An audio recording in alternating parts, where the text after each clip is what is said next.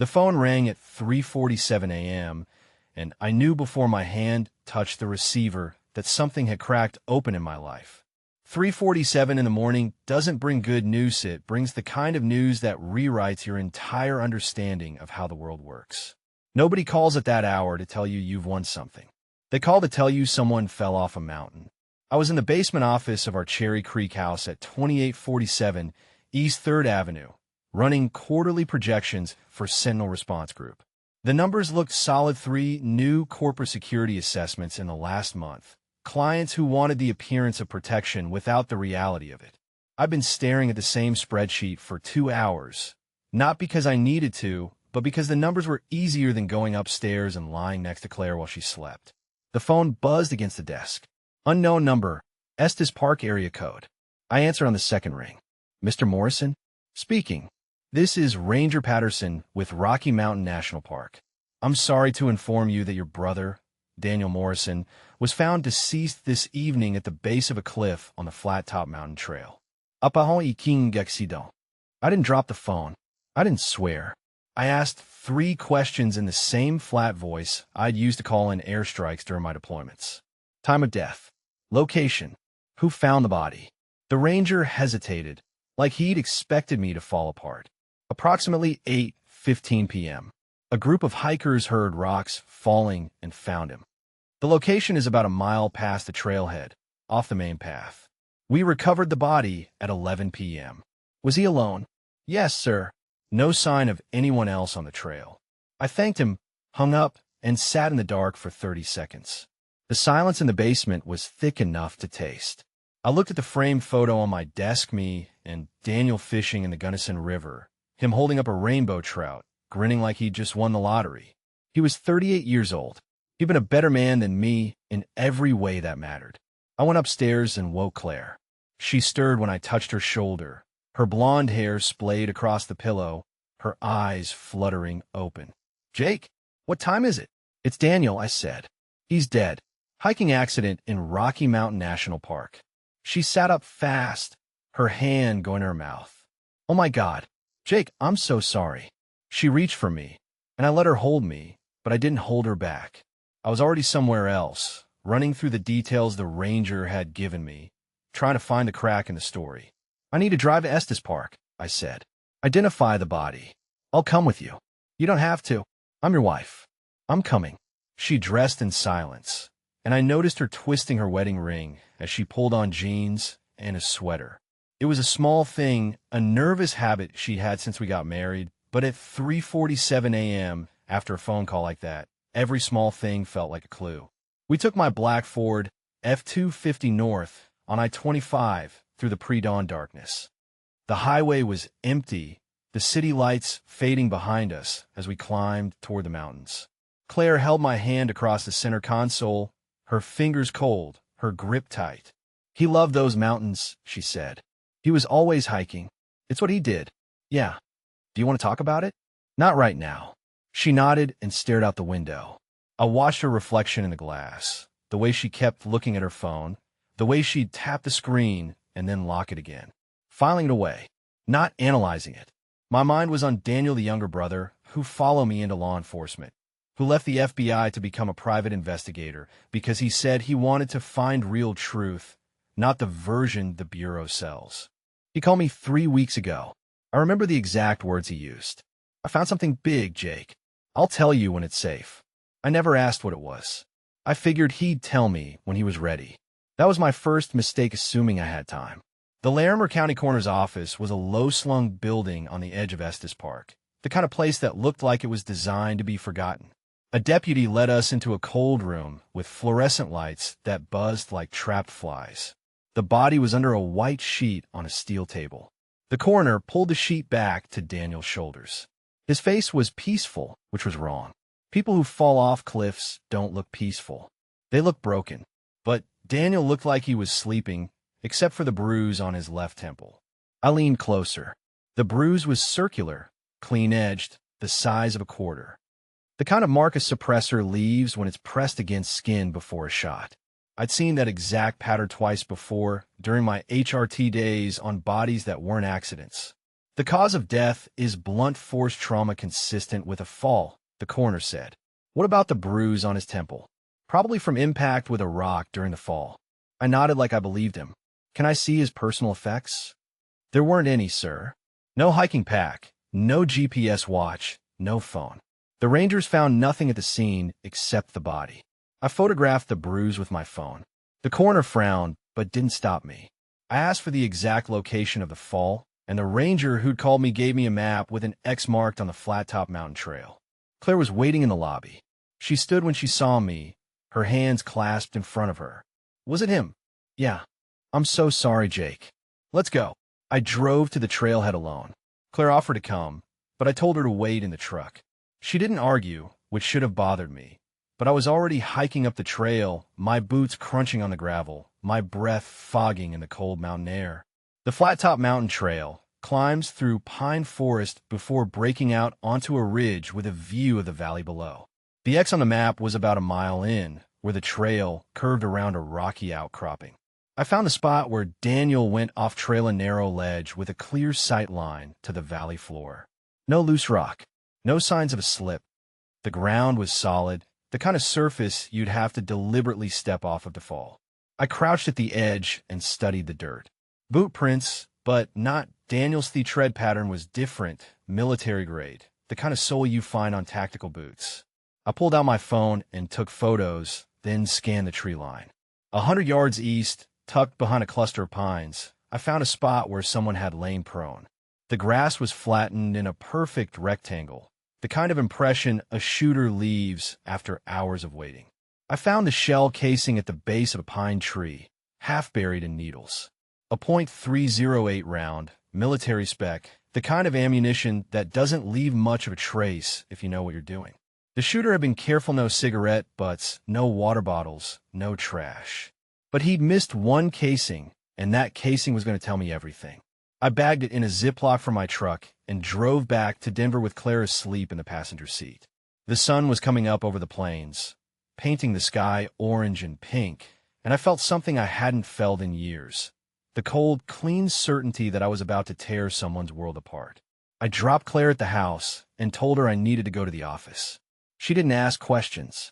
She just nodded and walked inside, her shoulders hunched like she was carrying something heavy. Mark Thompson was already at Sentinel headquarters when I walked in at 7 a.m. He was standing in front of the whiteboard in the conference room, mapping out a security assessment for a new client, but he turned when he heard the door. "You look like hell," he said. "Daniel's dead." Mark's face went still. "What happened?" "Ikingexido." Except it wasn't. I told him everything: a bruise, the missing gear, the shooter's position, the shell casing. He listened without interrupting, his arms crossed, his jaw tight. When I finished, he walked to the whiteboard and erased his notes. "Who wanted brother dead?" "That's what I need to find out." I pulled up Daniel's last phone records, which I'd requested from the carrier before leaving Estes Park. The call log showed a pattern. 3 calls to the same number in the week before his death, each lasting between 12 and 18 minutes. The number was registered to a shell company called Front Range Holdings, which I traced through Colorado's business database to a law firm called Harrison & Walsh, Claire's old firm. I stared at the screen for a long time. The air in the room felt thin, like I was standing at altitude. Mark was watching me, waiting for me to say something. "Run the number," I said. "Find out who at Harrison & Walsh was talking to my brother." Mark nodded and started typing. I walked to my office and closed the door. The framed photo of Daniel and me was still on my desk, and I picked it up, studying his face, trying to remember the last conversation we'd had. It was 3 weeks ago, a Tuesday night, him calling from his truck. "I found something big, Jake. I'll tell you when it's safe." I never asked what it was. I never pushed. I assumed he'd tell me when he was ready, and that assumption had cost me the chance to hear the truth from his own mouth. My phone buzzed. Mark's text. "Number traces to Claire Morrison. Personal line. She took 3 calls from your brother in the week before he died." I read the text 3 times, each word landing like a punch to the chest. Claire had been talking to Daniel. She hadn't mentioned it. She'd sat next to me in the truck, held my hand, told me she was sorry, and never said a word about the 3 phone calls she'd exchanged with my dead brother in the week before someone put a bullet in his skull. I walked out of my office and found Mark standing at the whiteboard, his phone in his hand. He looked at me with something I'd never seen in his eyes before. Pity. "You need to talk to her," he said. "I know. Jake, you need to be smart about this. Don't go in hot." "I know." I drove home with my hands gripping the steering wheel so hard my knuckles went white. The Cherry Creek neighborhood was quiet, the kind of quiet that comes after a storm, when everything is wet and still and waiting. I parked in the driveway and sat in the truck for a full minute, breathing, trying to find the tactical calm I'd used in 100 operations. It didn't come. I walked through the front door and found Claire in the kitchen, making coffee. She turned when she heard me, and I saw something flicker across her face, fear, maybe, or guilt, or both. "Jake, what's wrong?" "You talked to Daniel," I said. 3 times in the week before he died. "You never told me." She set the coffee pot down carefully, like it was made of glass. "I was going to tell you. When the time was right. The time was right when I identified his body this morning, Claire. The time was right when I was standing in the coroner's office looking at his face." She wrapped her arms around herself, a defensive posture I'd seen 100 times in depositions. "He called me. He said he had information about a client of mine. He wanted to meet." "What client?" "I can't tell you that. Attorney-client privilege. You're my wife. I'm also a lawyer, Jake. I have obligations." I stepped closer, and she stepped back, her hip hitting the counter. "Your brother is dead. My brother is dead. And you're hiding something from me." "I'm not hiding anything." "Then tell me who the client is." She looked at the floor, and I knew she wasn't going to tell me. I knew it the way I knew the bruise on Daniel's temple wasn't from a rock. I knew it the way I knew the shell casing in my pocket was going to match a rifle owned by someone connected to her. "Get out," I said. "Jake, get out of my house." She grabbed her purse and her keys and walked out the front door without looking back. I watched her drive away in her silver BMW, and then I went down to the basement and opened the safe where I kept my operational files. I had 7 days to figure out who killed my brother. I had 7 days to find out what Claire was hiding. I had 7 days before whatever was coming for my family arrived at my doorstep. I didn't know it yet, but the clock was already ticking. I dropped to my knees and scanned the pine needle bed 20 yards from the ridge. It took me 10 minutes to find it. A spent shell casing, 7.62 by 39 millimeters, military grade, hidden under a layer of needles like someone had placed it there deliberately. I photographed it, bagged it, and didn't report it. My brother was executed. Someone stood on that ridge, pressed a suppressor to his temple, and pulled the trigger. Then they threw his body off the cliff to make it look like a fall. I hiked back to the truck in silence, the shell casing burning a hole in my pocket. Claire was asleep in the passenger seat, her head against the window. I watched her breathe for a moment, then started the engine and drove home. We got back to Cherry Creek at 11 p.m. Claire made coffee and poured me a glass of whiskey, the same way she always did when I came home from a bad job. She sat across from me at the kitchen table, her hands wrapped around her mug. "How are you doing?" she asked. "Fine. You don't have to be fine, Jake. He was your brother. I know what he was." She looked at me for a long moment, then looked away. "I have a deposition tomorrow. I can't take time off." "I understand. Are you sure?" "I'm sure." She finished her coffee and went upstairs. I heard the shower run, then the bedroom door close. I sat in the kitchen for another hour, staring at the shell casing on the table, running my thumb over the rim where the firing pin had struck. I went down to the basement. I ran the casing through a private database I still had access to from my contractor days. It matched ammunition used by the Sinaloa cartel's enforcement Arma-specific batch that had been traced to a shipment seized in El Paso 2 years ago. I called Marcus Thompson. He answered on the first ring, his voice rough with sleep. "Jake, what's wrong?" "Daniel's dead. It wasn't an accident." "Say that again." "Someone executed him on the Flat Top Mountain Trail. I found a shell casing. Cartel linked." Silence. Then, "I'll be at Sentinel in an hour. Mark, I need you to run a deep background on a company. Morrison Development Group." "Why?" "Because Daniel was investigating them before he died. And because my wife works there." Another silence, longer this time. "Your wife works for Morrison Development?" "That's what I need you to find out." I hung up and sat in my basement office, holding the shell casing, staring at the framed photo of me and Daniel fishing in the Gunnison River. His grin was frozen in time, the same grin he'd had since we were kids, the one that said he believed the world was basically good. I whispered to the photo, "I'm going to find who did this." I didn't know that the person who helped hide the evidence was sleeping 60 feet above me, in the bed I'd shared with her for 15 years. I didn't know that my brother's murder was just the first domino in a chain that would take my children, my marriage, and the last piece of my soul. But I'd learn. Over the next 7 days, I'd learn everything. I didn't sleep that night. The basement became my war room. The shell casing in Daniel's file spread across the workbench like evidence from a crime scene I couldn't stop processing. Every scenario I ran ended the same way. Someone inside Claire's company had killed my brother, and she'd been working for them for 18 months without a single word. At 6:47 a.m., my phone buzzed. "Marcus, get to Sentinel. Now." I left before Claire woke up, scribbling "work emergency" on a sticky note and pressing it to the coffee maker. The lie came easier than it should have, which told me something about how far we'd already drifted. I drove through the gray Denver morning with the mountains invisible behind a layer of smog that looked like it had settled in to stay, and pulled into the Rhino Warehouse District at 7:15. Sentinel Response Group headquarters occupied a converted printing press building on Blake Street. The exterior was pure industrial grit-red brick stained by a century of weather, steel beams bolted into concrete, a faded sign from the 1920s that still read Rocky Mountain Lithographers in chipped gold lettering. Inside, we gutted everything and rebuilt with glass and concrete, an open floor plan that let natural light flood the workspace on the rare days Denver remembered what the sun looked like.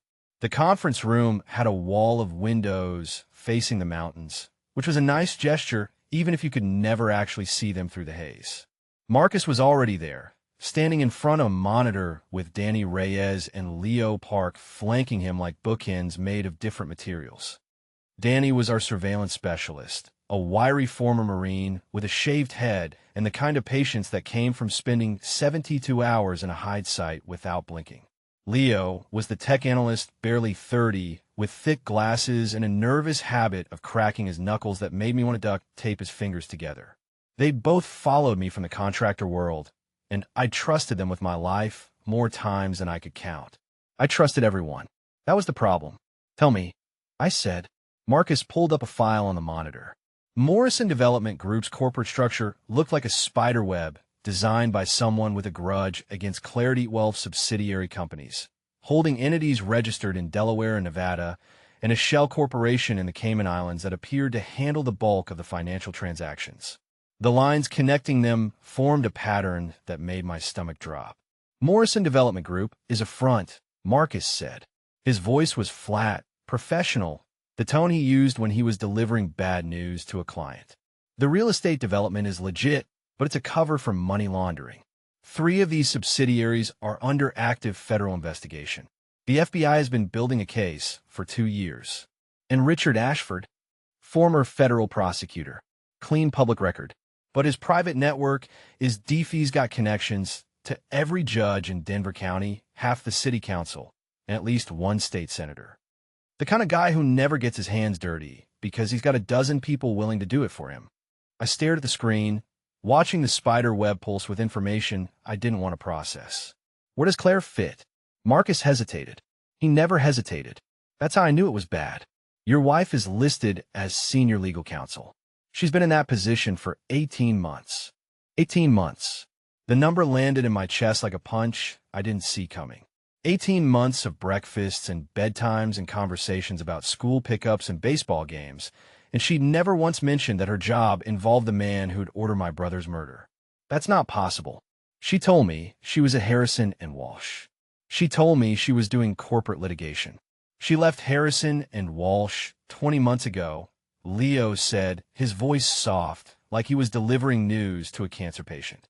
He pulled up a second screen showing Claire's employment history. The transition from the law firm to Morrison Development was documented in state business filings, tax records, and a LinkedIn profile she'd apparently forgotten to hide. She's been Ashford's senior counsel since January of last year. The salary is $400,000 a year, plus bonuses. I turned away from the screen. The mountains were still invisible behind the smog, but I stared at the window anyway, try to find something solid to anchor myself to. She told me she was making partner at Harrison and Walsh. She told me the hours were brutal, but it would pay off. She lied, Marcus said. It wasn't an accusation. It was a statement of fact, the kind of cold assessment he'd make about a target's movements or a building's vulnerabilities. The question is why? I need to see her phone. Her laptop. Everything. You think she's in on it? I think I don't know what she's in on. And that's the problem. I pulled out my phone and called Claire.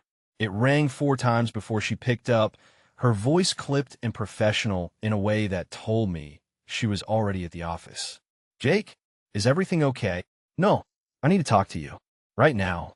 I have a meeting in 20 minutes. Can it wait until lunch? No, it can't wait. Where are you? At the office. Morrison Development, 1700 Broadway. What? I closed my eyes. She'd said the name without hesitation, like it was the most natural thing in the world. Like she hadn't been hiding it from me for a year and a half. I'll be there in 15 minutes. Jake, what's going on? You're scaring me. Good. You should be scared. I hung up and looked at Marcus. I need you to run a parallel track.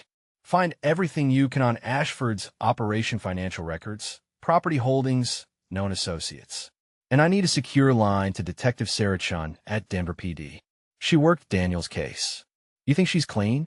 I think she's the only cop who asked questions instead of accepting the accident report. That makes her either the most honest person in Denver or the best actor I've ever seen. Either way, she's a lead. Marcus nodded. What are you going to do? I'm going to ask my wife why she's been sleeping with the enemy.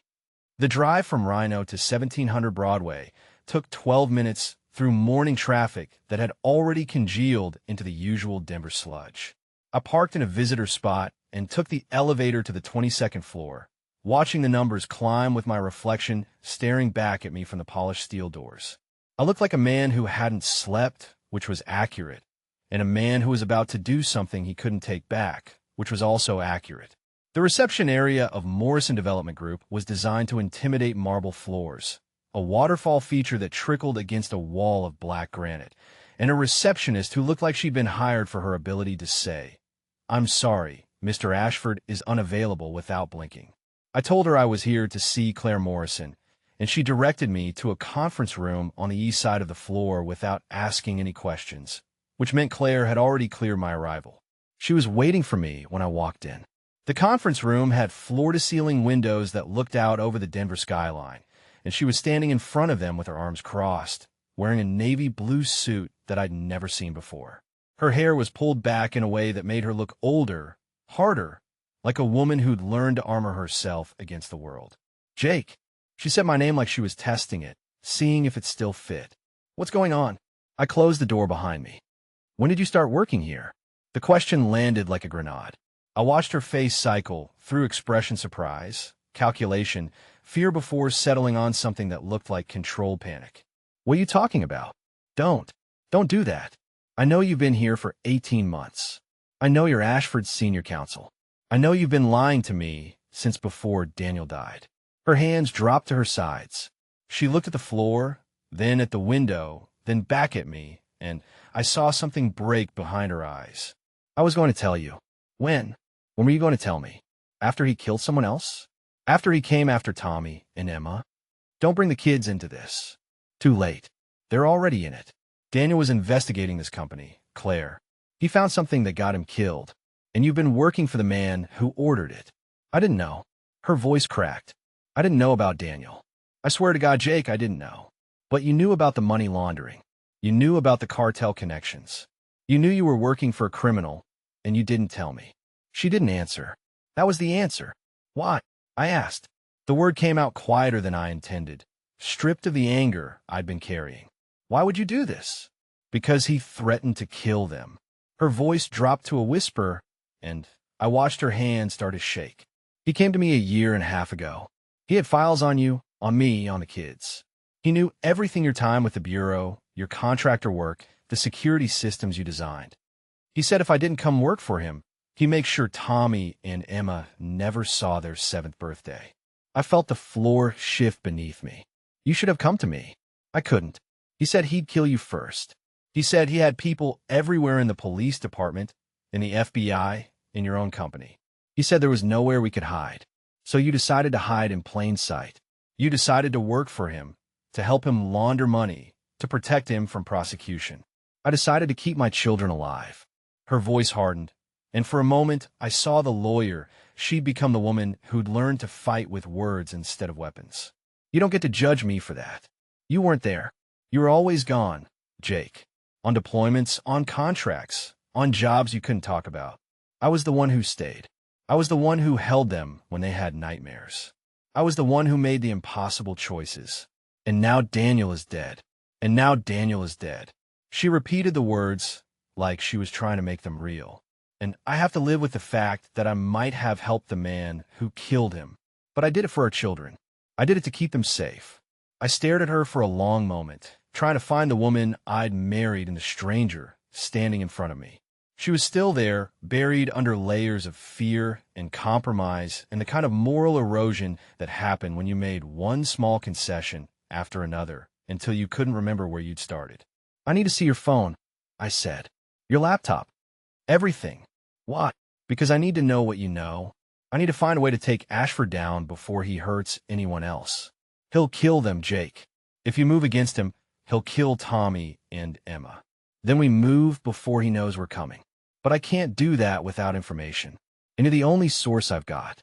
She looked at me for a long moment, then reached into her briefcase and pulled out a laptop and a phone. She placed them on the conference table like she was surrendering a weapon. His encrypted messages are on 7 days TO hell.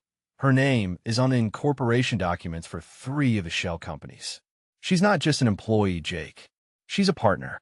Her signature is on the paperwork that moved money through the Cayman account. The floor shifted under my feet like I was standing on a frozen lake cracking in slow motion. 18 months. That meant she'd started working for Ashford around the same time Daniel began his investigation. That meant she'd been lying to me every morning when she kissed me goodbye and said she was going to Harrison and Walsh. Every morning for a year and a half. She told me she was still at the firm. I said. She showed me business cards. She talked about cases. She complained about partners I'd never met. She lied, brother. I turned away from the monitor. My hand stayed steady, it always did, even when everything inside me was screaming, but my chest felt like someone had wrapped a cable around it and was pulling tight, ratchet by ratchet. I'd spent 20 years reading people. Terrorists in Fallujah who smiled while they planned to kill me. Cartel enforcers in Juarez who swore loyalty while reaching for their guns. Corrupt officials in 3 different countries who shook my hand with sweat on their palms. I'd read them all, every single one, and I'd missed the one person who slept beside me for 15 years. I need to see your laptop. Already on it, Leo said. He cracked his knuckles 3 pops in quick succession and pulled up a second window on the monitor. I cloned her cloud account last night. She's got a secure messaging app hidden in a folder labeled tax documents. Password protected. Can you break it? Already did. Her daughter's birthday. Emma's. He opened the app. The screen filled with messages, a timeline stretching back 18 months. Each entry marked with a timestamp and a contact saved as R. Richard. I started reading. The early messages were professional legal documents, meeting schedules, contract language that made my eyes glaze over. But by the 3rd month, the tone shifted. I need to see you. The kids are asleep. I miss your voice. The intimacy was coded, but unmistakable, the kind of language people use when they're pretending they're not falling for each other, when they're telling themselves it's just business while their fingers type words that belong in a different kind of conversation. I read 30 messages before I threw the laptop across the room. It hit the concrete wall and shattered, plastic and metal spraying across the floor like shrapnel. Marcus didn't flinch seeing me break things before. Danny took a step back, his hand moving instinctively toward his hip where his sidearm would have been if we were on a job. Leo stared at the wreckage like I'd killed his dog. Jake, Marcus said, don't. You need to breathe. I need to find my wife. I drove home at 80 miles an hour, running red lights like they were suggestions, blowing through stop signs like they didn't exist. The Cherry Creek neighborhood was quiet, The kind of affluent stillness that makes you forget the world is burning until you look close enough to see the flames. Our craftsman sat at the end of the block, the front porch swing swaying in the breeze. The garden Claire maintained looking immaculate roses she'd planted herself, herbs she used in her cooking, a bird bath she'd found at an antique store in Golden. Her car was in the driveway. I walked through the front door and found her in the kitchen, making coffee. She wore a gray suit, her blonde hair pulled back in a tight bun, her face composed in that careful lawyer mask she put on when she was about to argue a case she knew she couldn't win. "You're home early," she said. "Don't." She turned. Her eyes met mine, and for a second I saw something flicker, fear, maybe, or guilt, or the calculation of someone trying to figure out which lie would work best. Then the mask went back up, smooth as glass. "What's wrong?" I pulled out my phone and held up the screenshot of the encrypted messages. "Tell me about Richard Ashford." The color drained from her face so fast I thought she might pass out. She set down the coffee mug with both hands, like she was afraid she'd drop it, like the ceramic might shatter and reveal something worse underneath. "Where did you get that? Does it matter?" "Jake, I can explain." "Start talking." She sat down at the kitchen table. Her hands were shaking.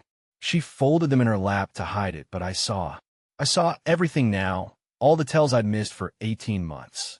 18 months ago, Ashford approached me. He said he knew about your background. He knew about Daniel. He said if I didn't come work for him, he'd kill the children. You expect me to believe that? It's the truth. You had 18 months to tell me. 18 months to say something, to give me a hint, to leave a note in a drawer. You didn't. I was protecting you. You were protecting yourself. She looked down at the table, at the grain of the wood she'd helped me refinish 2 summers ago. I never slept with him. The messages were part of the act. I had to make him think I was loyal. "Did you love him?" She didn't answer. The silence stretched for 10 seconds, 15, 20. I watched her face, waiting for the denial, the explanation, the lie that would make everything make sense. I would have taken any of them. I would have believed any of them. She stayed silent. "Get your things," I said. "What?" "You're leaving. I can't have you in this house with my children." "Jake, please, where are the kids?" "Tommy's at his baseball tournament in Boulder. Emma's at the Parker's house. Emma's coming home. Tommy's staying with his coach until I can get there. You can't just—" "I just did." She stood up, her eyes wet, her composure cracking along fault lines I'd never noticed before. "I help him bury evidence. I didn't know Daniel was dead until you told me. I thought Ashford was just laundering money. I didn't know about the murder. But you knew something, and you didn't tell me. I was scared. We're all scared, Claire. The difference is I didn't lie about it." She went upstairs. I heard her open the closet, heard the zipper of a suitcase dragging across the floor. I stood in the kitchen, staring at the coffee mug she'd left on the counter, and realized I didn't know the woman I'd married. I'd spent 15 years building a life with a stranger. My phone buzzed. "Tommy's coach. Mr. Morrison, Tommy's game starts at 8 a.m. tomorrow. He's fine. He's been asking about you. Keep him safe. Don't let him out of your sight." "Sir." "Just do it." I watched Claire's sedan pull out of the driveway at 7:42 p.m. She didn't look back. I stood on the front porch, the evening air carrying the scent of her roses, and felt something fundamental shift inside Maya tectonic plate sliding into a new position, one that would take years to settle, if it ever did. Emma came home at 8:15. She ran through the front door with a drawing in her hand, a mountain with a river running through it, a house at the bottom, stick figures holding hands. "Daddy, look, I made this for you." I knelt down and took the drawing. Her smile was wide, uncomplicated, the smile of a 9-year-old who still believed her father could fix anything. I pulled her into a hug and held her longer than I should have, feeling her small body against my chest, counting her breaths. "Where's Mommy?" "She had to go on a business trip." "When is she coming back?" "I don't know, baby." Emma pulled back and studied my face with those blue eyes she'd inherited from her mother. "You look sad, Daddy." "I am okay." "You're lying." I almost laughed. 9 years old, and she could already read me better than her mother could. "I'm a little sad," I admitted, "but I'm happy you're here. Can we watch a movie?" "Sure. Pick one." She ran to the living room and started flipping through the streaming options. I followed her, my phone in my hand, waiting for the call I knew was coming. The satellite phone ultimatum. The 7A countdown. The beginning of the end. It came at 9:03 p.m. The number was blocked. I answered on the first ring. Mr. Morrison. The voice was processed through a modulator, flat and metallic, like a machine trying to sound human. Your son is safe. For now. My blood turned to ice water. Who is this?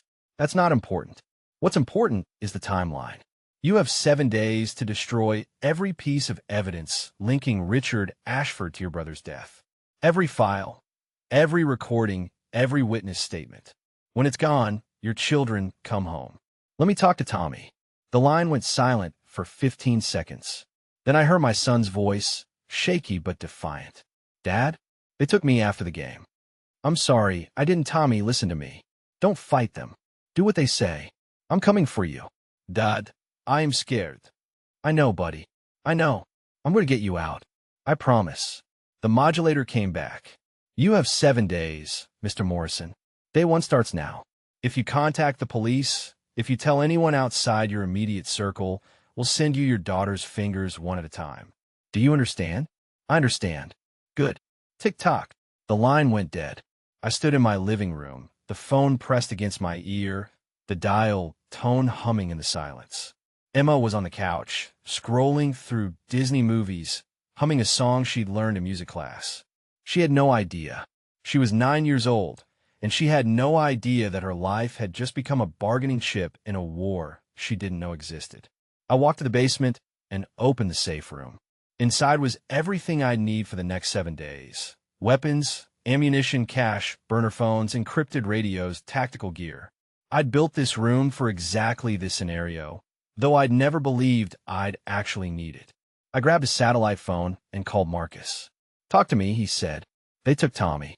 They're giving me 7 days to destroy the evidence on Ashford. Where's Emma? She's here. She's safe for now. She's not safe anywhere, Jake. You know that. I know. What's the play? I looked at the wall of monitors, at the files spread across the desk, at the photograph of Daniel that I'd taped to the corner of the screen a smile wide, his arm around my shoulder, the last picture we ever took together. We're going to burn it all down, I said. Every piece of evidence. Every file. Every recording.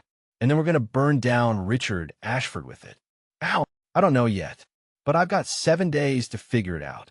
Roger that. I'll call the team. We'll be at the office in 30. Marcus. Yeah. Thank you. Don't thank me yet. Thank me when your kids are home. I hung up and went upstairs. Emma had fallen asleep on the couch, her hand still resting on the remote, her breathing slow and even. I picked her up and carried her to her room, laid her in her bed, pulled the covers up to her chin. She stirred but didn't wake. I stood in the doorway and watched her sleep for a long moment. Then I closed the door, locked it from the outside, and went to war. I hung up and called the Parkers. Emma was playing in the backyard, drawing pictures of mountains. I told them I'd pick her up in an hour. I walked to the front door and found Claire standing there with a suitcase. Her face was pale, her eyes red, but she'd stopped crying. She looked like a lawyer who'd lost a case and was already planning the appeal. I'm sorry, she said. I don't care. I'm trying to fix this. Then tell me where Ashford is. I don't know. He moves every few days. He has a compound outside Aspen, but he's never there when people are looking. Then you're useless to me. She flinched like I'd hit her. I love you, Jake. Love doesn't lie for 18 months. I opened the door. She walked past me, her suitcase wheels scraping against the porch, and I caught a whiff of her perfume, the same one she'd worn on our first date, the one I'd bought her for every anniversary since. She didn't look back. She got in her car and drove away, and I watched her taillights disappear around the corner before I closed the door and locked it. I went upstairs to Emma's room. Her bed was made, her stuffed horse sitting on the pillow like it was waiting for her to come home. She'd left a drawing on her desk, a mountain with a man falling off it. The same image she'd shown me yesterday. The same question I hadn't asked. Emma, why is the man falling? I don't know, Daddy. He just is. I picked up the drawing and stared at it. My daughter was drawing images of death, and I hadn't asked why. I'd assumed it was a phase, a kid's imagination, something she'd grow out of. I called Marcus. She's gone. Where? I don't know. She ran. Or she went to Ashford. Either way, we're blind. Get the kids. Now. I'm getting Emma. Tommy's in Boulder. I'll get him in the morning. Don't wait. Bring them both to the safe house. I hear you. I hung up and grabbed my keys. The house felt wrong now, hollow, like someone had pulled the foundation out from under it and left the walls standing by memory alone. I walked through the living room, the dining room, the kitchen, and realized I'd never asked Claire why she'd taken that job. I never pushed. I'd assumed she was happy, assumed she was honest, assumed the woman I loved was the woman I'd married. That was my mistake. I locked the front door and drove to the Parker's house. Emma was sitting on the front porch, her backpack beside her, a fresh drawing in her hands.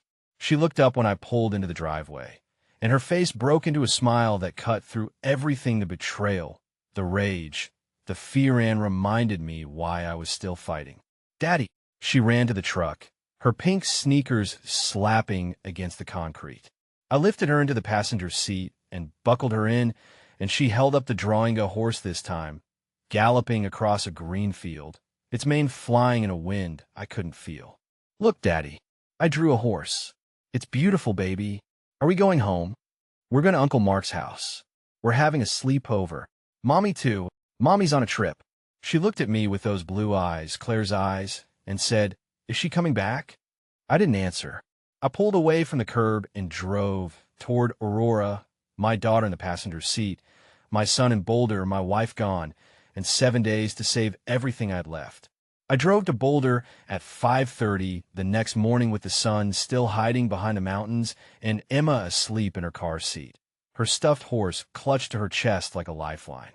I'd left her with Marcus at the safe house at midnight, and she'd cried when I walked out the door, not loud tears, but quiet ones, the kind that cut deeper, because she was trying to be brave, trying to hold it together for me. Where are you going, Daddy? To get Tommy. Bring him back fast. I will, baby. I'd kissed her forehead and walked out into the cold Colorado night, and Marcus had stood in the doorway with his arms crossed, his face telling me everything he wouldn't say out loud. Be careful. Don't trust anyone. Come back alive. The baseball complex sat on the north side of Boulder, for fields spread across 20 acres of manicured grass, with a concession stand that smelled like sunscreen and spilled Gatorade. I parked in the lot and walked to Field 3, where Tommy's team was warming up for their 8 o'clock game. The air was cold and clean, the kind of morning that makes you forget everything wrong in the world, and I hated it for pretending things were normal. Tommy spotted me from the outfield and waved. I waved back, and he jogged over, his glove hanging from his left hand, his face already slick with sweat despite the chill. Jake, you came. Of course I came. Is Mom okay? She's fine. Just dealing with some work stuff.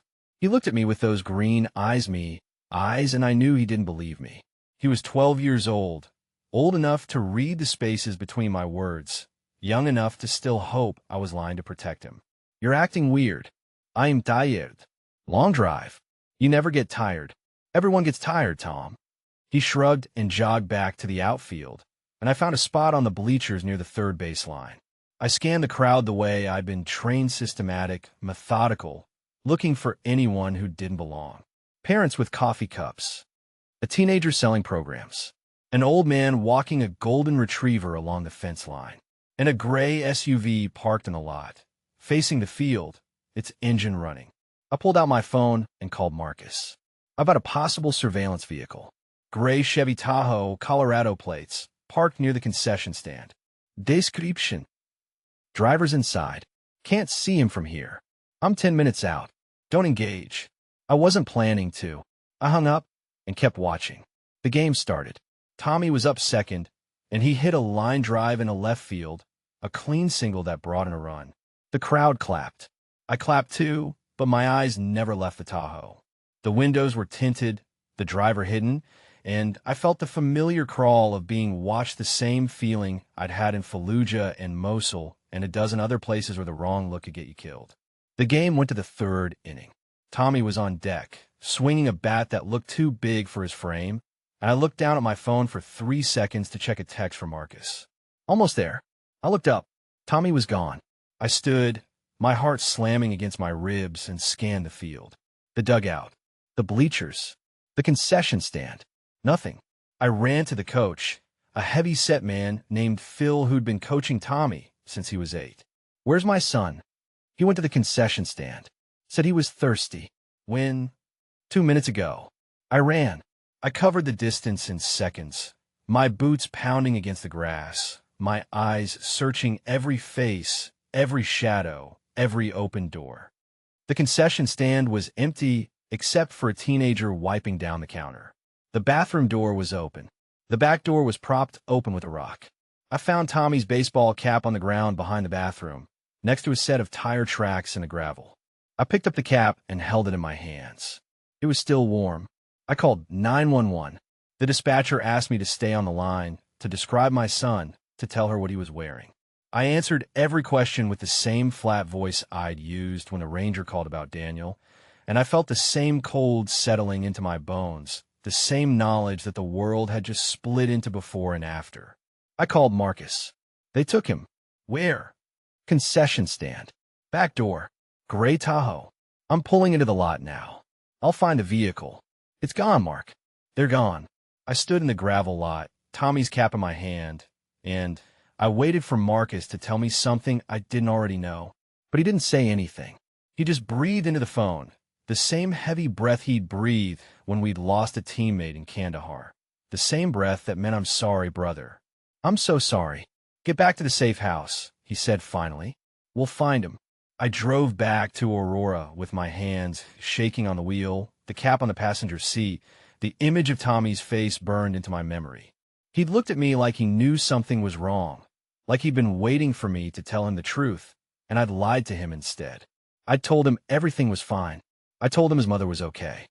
I'd told him to play baseball and be a kid, and I'd let him walk into the hands of the men who wanted to destroy us. When I walked into the safe house, Marcus was on the phone, his face dark, his voice low. Emma was sitting on the couch, drawing another picture. She looked up when I walked in, and she saw the cap in my hand, and she knew. Where's Tommy, Daddy? I don't know, baby. Is he coming back? I'm going to find him. She put down her crayon and walked over to me, her small hand finding mine, her eyes too old for her face. Can I help? Yeah, baby. You can help. I sat down on the floor next to her, and she handed me a crayon, and we drew together a house, a mountain, a horse running across a field. I drew a boy with a baseball cap, and she drew a sun above his head, and I told myself I was going to bring him home if it was the last thing I ever did. My phone rang, a number I didn't recognize. I answered. Mr. Morrison. The voice was calm, professional, like a man reading from script. You have 7 days to destroy all evidence linking Richard Ashford to your brother's death. Every file, every recording, every witness. If you fail, your son dies on day 4. Your daughter dies on day 7. Do you understand? I looked at Emma, drawing her son, her tongue poking out in concentration. If you touch them, you're in no position to threaten anyone, Mr. Morrison. You have 7 days. Don't waste them. The line went dead. I sat on the floor of the safe house, my daughter beside me, my son's cap in my hand, and I counted the days. 7. 168 hours. 10,080 minutes. I had no wife. I had no system. I had 4 men and a satellite phone and a daughter who believed I could fix anything. I had to prove her right. 7 days T.O. hell. I sat at the folding table in the basement of the Aurora safe house, surrounded by monitors and encrypted phones, trying to remember how to become the man I used to be. The operator. The one who could compartmentalize fear and turn it into something useful. But every time I closed my eyes, I saw Tommy's face at that concession stand and Boulder, that last look over his shoulder, like he knew he was walking into something I couldn't save him from. Marcus came down the stairs with 2 cups of coffee. He set one in front of me and dropped into the chair across the table. For a long moment, he just watched me, his face carrying that same patient stillness he'd worn in Fallujah when we were pinned down and waiting for extraction. 7 days, I said. I heard. Day 4, they kill my son. Day 7, my daughter. You're not going to let that happen. No, I said. I'm not. I pulled up the encrypted messages on my laptop, the ones I'd downloaded from Claire's computer before she ran. 18 months of conversations between her and Ashford, coded in a language I was still learning to read. Most of it was business, legal documents, meeting schedules, references to shell companies and offshore accounts.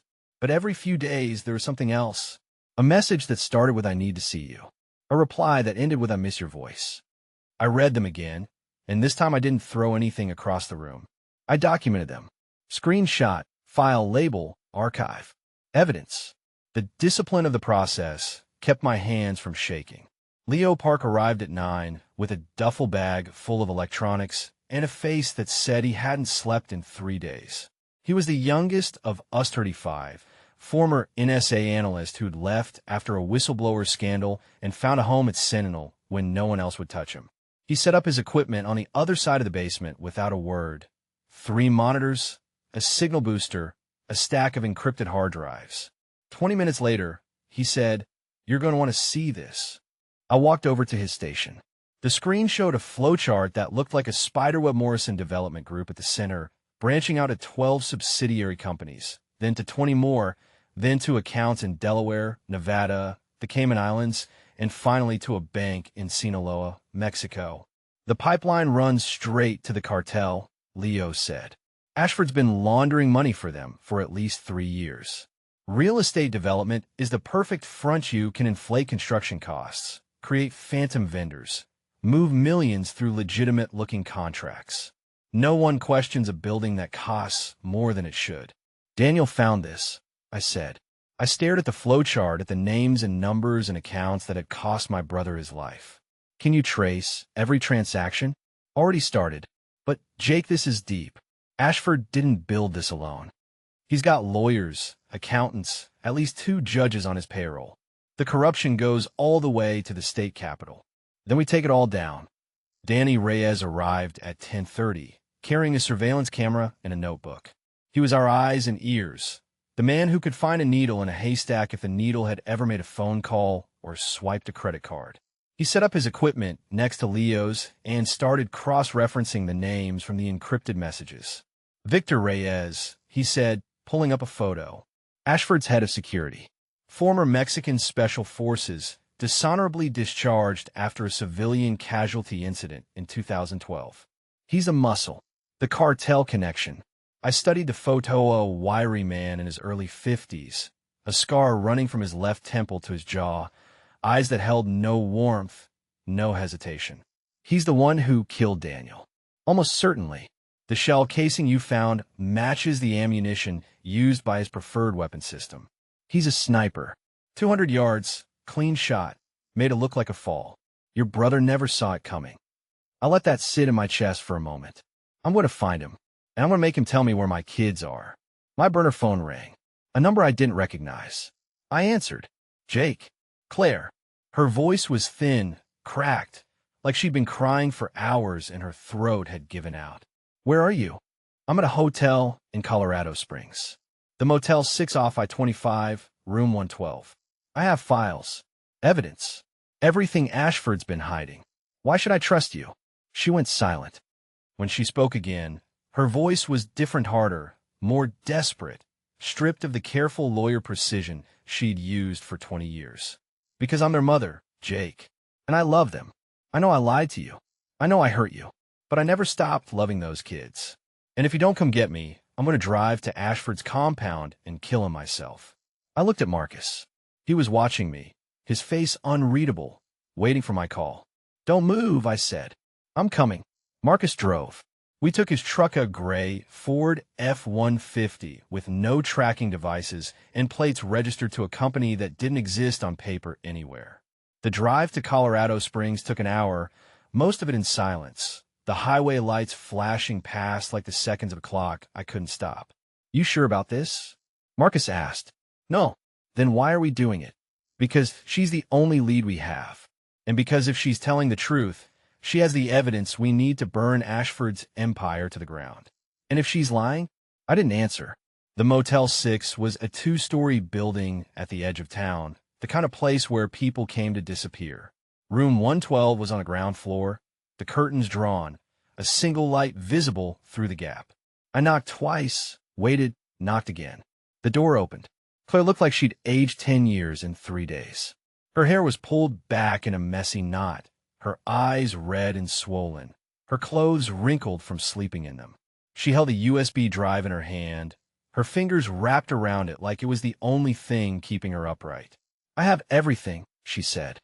The money trail, the encrypted messages, the names of every official Ashford owns. "It's all here. I took the drive. You're coming with us. I can't go back to Denver. He'll find me. You should have thought of that before you lied to me for 18 months. She flinched, but didn't look away. I know I don't deserve your trust, but I'm trying to fix this. I'm trying to save our children." "Our children? You helped the man who took them. I helped the man who threatened to kill them," she said, her voice breaking. "There's a difference. And if you can't see that, then you're not the man I thought you were." I stared at her, the USB drive cold in my hand, and felt something shift in my chest. Not forgiveness, not trust, but a grudging acknowledgement that she was right. She'd made impossible choices. She'd lost herself in the process. But she was still their mother. "Get in the truck." She nodded and walked past me, her shoulders hunched, her steps unsteady. Marcus opened the back door as she climbed in without a word. On the drive back to Aurora, I sat in the passenger seat and watched the highway lights flash past, the USB drive in my pocket, Claire's breathing in the back seat, and I thought about the 7 days I had left. Day 1 was almost over. Day 2 was about to begin. I had no idea if I could trust my wife. I had no idea if the evidence on the drive was real. I had no idea if I would ever see my son again. But I knew one thing for certain. I was going to find Richard Ashford, and I was going to make him pay. The safe house smelled like Three Things coffee, so old it had turned to acid, gun oil from a cleaning I'd done at 3 in the morning, and the particular kind of desperation that settles into concrete basements and never leaves. Leo had set up 3 monitors on the folding table, their blue light casting his face in sharp angles as he worked. Danny was in the corner running a signal scanner over every device we'd brought, his movements methodical, his jaw tight. Marcus stood by the door with his arms crossed, watching Claire like she was a pressure plate he was afraid to step on. I slid the USB drive into Leo's laptop. The screen flickered once, then populated with folders, dozens of them, labeled by date and subject matter in a clean, professional font. Morrison Development Q1, Q4 Financials. Encrypted communications log. Payroll off-book accounts. Political contributions, Denver County. Judicial influence tracking. Claire stood in the doorway, her arms wrapped around herself like she was holding her ribs together. Her hair was still in that messy knot from the motel, and there were shadows under her eyes that makeup couldn't hide. 18 months of files, she said. Every transaction, every message, every bribe. Richard kept meticulous records because he trusted me to organize them. Chapter. Day 2 started at 4:17 a.m. with a burner phone vibrating against the metal desk in the safe house basement. I'd been asleep for maybe 90 minutes, my head resting on my forearms, the satellite phone inches from my right hand. The vibration pulled me out of a dream where Tommy was standing at home plate, his bat raised, the pitch coming toward him in slow motion. I grabbed the phone before the second buzz. "Morrison, it's Danny." His voice was tight, clipped, the way it got when he'd found something that scared him. "I've got a hit on Reyes. He's at a warehouse in Commerce City, off 72nd and Brighton. Been there since midnight. No movement, no vehicles leaving. Just a single light in the back office." "You're sure it's him?" "Positive." I ran the plate on the black Suburban that pulled in at 11:47, registered to a shell company out of Phoenix that feeds into one of Ashford's subsidiaries. And I got a visual confirmation through the thermal scope. One male, 6 foot, wiry build, sitting alone in a room with no windows. Matches Reyes' body profile from his Mexican military file. I was already standing, pulling on my tactical vest, my fingers finding the Velcro straps by memory. "Marcus." Now, Marcus appeared in the doorway, fully dressed, a cup of black coffee in his hand. He'd been awake before the phone rang. That was Marcus, always ready, always waiting for the moment when everything went sideways. "Commerce City," I said. "Danny's got Reyes in a warehouse. Kids, not confirmed, but if Reyes is sitting still, he's waiting for something. Either a handoff or instructions. We need to find out which." Claire appeared behind Marcus, her hair disheveled, dark circles under her eyes. She'd been sleeping in the armchair, a blanket wrapped around her shoulders. "I'm coming." "No, Jake, I know his patterns. I've watched him for 18 months. I know how he moves, how he thinks, how he communicates with Richard. You need me. I need you alive." I strapped my sidearm into the holster, checked the magazine, racked the slide. "If Reyes sees you, he'll know we're compromised. He'll kill the kids and disappear before we get within a mile of that warehouse. He won't see me. I'll stay in the vehicle. Claire, I'm not asking permission." Her voice was steel-wrapped in exhaustion. "Those are my children. I've spent the last year and a half making deals with the devil to keep them safe. I'm done sitting on the sidelines while you and your team play soldier." Marcus looked at me, his expression unreadable. The decision was mine, and he knew it. I could order her to stay, chain her to the desk, leave her with Leo and a stack of financial documents. But I could see in her eyes that she'd find a way to follow us anyway. She'd always been stubborn. It was one of the things I'd loved about her. "Phoenix." I grabbed a spare vest from the locker and tossed it to her. "You stay in the vehicle. You don't get out. You don't make a sound. If I tell you to leave, you leave. No arguments, no heroics." "Understood." She caught the vest, her hand steady. "Understood." We moved out in the dark, the safe house fading behind us as we climbed into Marcus' black Ford Expedition. The engine turned over with a low rumble, and we pulled onto the empty streets of Denver's industrial district, the headlights cutting through the pre-dawn fog. Danny's voice crackled through the earpiece, feeding us updates as we drove. Still no movement. Reyes hasn't left the room. Thermal shows he's sitting at a desk, facing the door. He's waiting for someone. Or something, Marcus said. Or something. There's a loading dock on the east side of the building. Roll-up door, big enough for a semi. No vehicles parked there now, but there's fresh tire tracks in the gravel. Recent, within the last few hours. I pulled up the satellite imagery on the tablet mounted to the dashboard. The warehouse was a rectangular structure, maybe 20,000 square feet, surrounded by a chain-link fence topped with razor wire. A single access road led to the main gate. The nearest building was a quarter-mile away shuttered auto body shop with a faded sign and a parking lot full of weeds. "Approach from the west," I said. "Use the auto body shop as cover. We'll dismount and move on foot from there." "Roger that," Danny said. Marcus killed the headlights as we turned onto the access road, the expedition rolling forward on momentum alone. He pulled into the auto body shop's lot, parking behind a rusted tow truck that had been there so long the tires were flat. The engine died, and the silence rushed in to fill the void. I turned to Claire. "Stay here. Door's locked. If you hear gunfire, you drive east, and you don't stop until you reach the safe house. Leo will have a contingency plan." "Jake, I mean it." I held her gaze, letting her see the fear I'd been hiding since the satellite phone rang. "I can't do this if I'm worried about you." "Stay in the vehicle." She nodded, her jaw tight, and I saw the tears she was fighting to hold back. She blinked them away and reached for my hand, her fingers cold against mine. "Bring them home." "I will." I got out of the expedition, Marcus following close behind. We moved through the shadows, our footsteps silent on the gravel, our breath fogging in the cold air. The warehouse loomed ahead, dark and silent except for the single light in the back office. Danny was already in position on the east side, his sniper rifle trained on the loading dock. "Thermal shows Reyes still in the office," Danny whispered through the earpiece. "No other heat signatures in the building. You're clear to approach from the south." Marcus and I split, circling the warehouse from opposite directions. I found a side door, the lock cheap and rusted, and I had it open in 30 seconds with a pick set I'd carried since my HRT days. The door swung inward, and I stepped into the darkness. The warehouse smelled like dust and motor oil and something metallic that I recognized from 100 different crime scenes. Blood. Recent blood. I clicked on my tactical light, the beam cutting through the dark. The warehouse was mostly empty, concrete floor stained with years of industrial use. But near the center, there was a chair. And in the chair, there was a man. He was alive. Barely.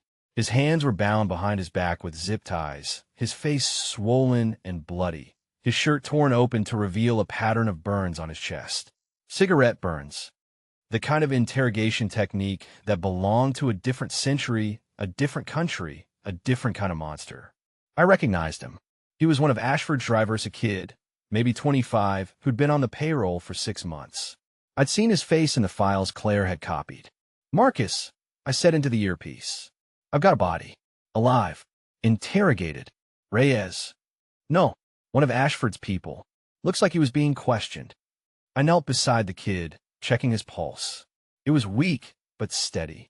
His eyes fluttered open, unfocused, and he tried to speak, but the words came out as a wet gurgle. His teeth were stained red. "Easy," I said. "You're going to be okay. Just stay with me." He grabbed my arm with surprising strength, his fingers digging into my sleeve. "He knows," he whispered. "Reyes knows everything. He knows about the drive. He knows about the safe house. He knows about your wife." My blood went cold. "He's been watching you since you left the Motel 6. He let you find him. He wanted you to come here." I heard the shot a split second before I felt the impact. The bullet caught me in the shoulder, spinning me sideways, the pain white-hot and immediate. I hit the concrete floor hard, my vision swimming, my tactical light skittering away into the darkness. And then I heard Reyes' voice, soft and calm, coming from somewhere above me. "Mr. Morrison, I was beginning to think you wouldn't make it." Marcus appeared in the doorway, fully dressed, a cup of coffee in his hand that looked like it had been sitting for hours. He didn't ask questions. He saw my face and nodded once, then disappeared to grab his gear.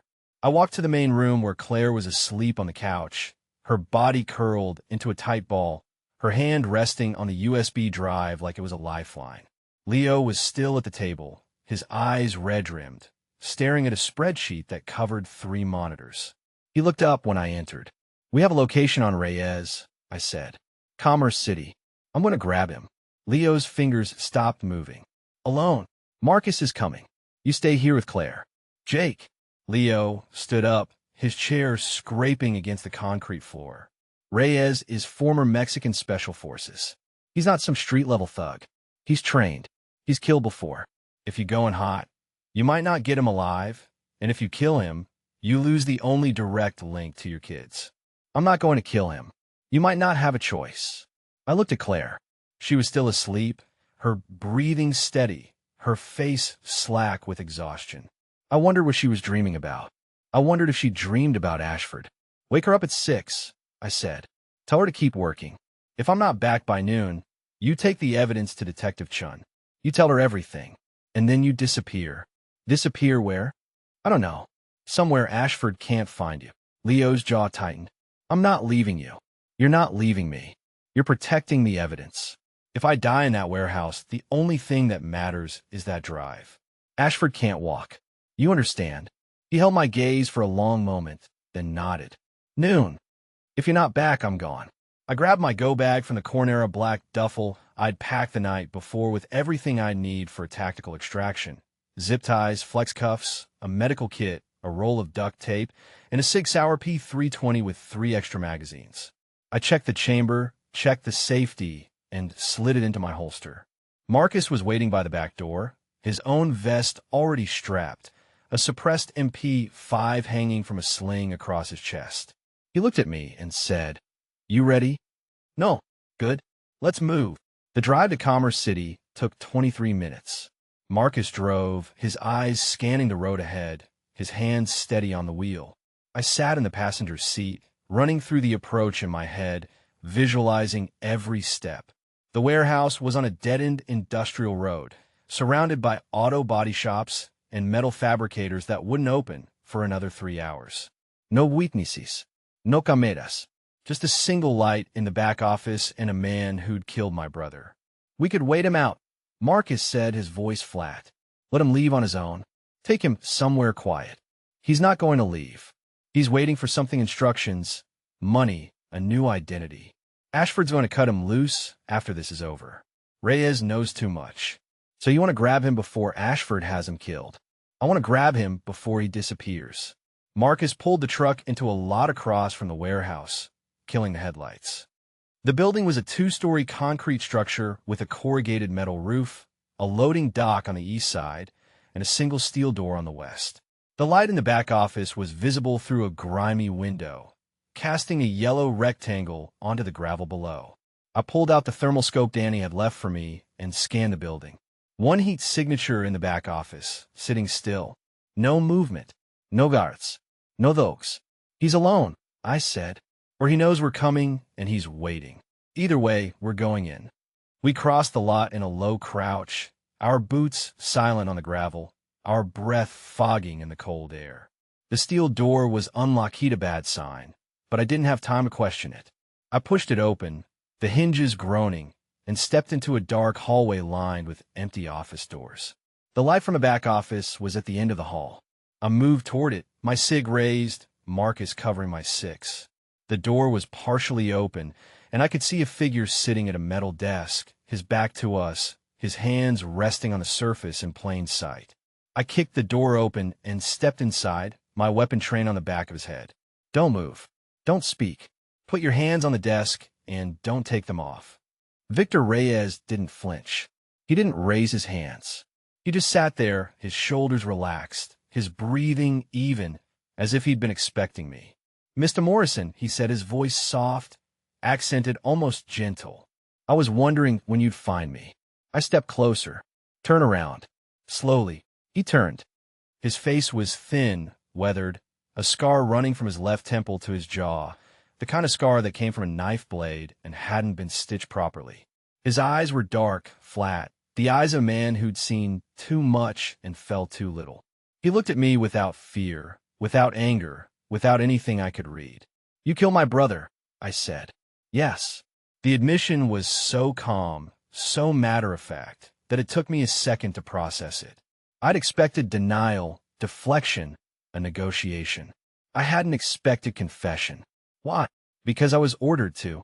He said it like it was the most natural thing in the world. Ashford told me your brother had discovered something he shouldn't have. He gave me a location and a time. I did my job. Your job was murder. My job was obedience. He leaned back in his chair, his hands still on the desk, his eyes never leaving mine. You know what Ashford is. You know what he does to people who refuse. I have a wife in Guadalajara. I have 2 daughters. If I had said no, they would be dead. I lowered my weapon an inch. You expect me to feel sorry for you? No. I expect you to understand that I'm not your enemy. You killed my brother. Under orders. I didn't know him. I didn't hate him. He was a target, and I was a weapon. Reyes tilted his head, studying me. You've killed people, Mr. Morrison. I've read your file. Fallujah, Karangal. 3 confirmed kills and hostile engagements. Did you know those men? Did you hate them? That was different. Was it? He smiled, but there was no warmth in it. You were following orders. I was following orders. The only difference is that your orders came from a government, and mine came from a man who pays better. Marcus stepped forward, his MP5 trained on Reyes' chest. We're not here to debate morality. We're here to find out where Ashford is holding the children. The safe house had changed while we were gone. The air felt different, compressed, like the walls had been holding their breath and waiting for us to return.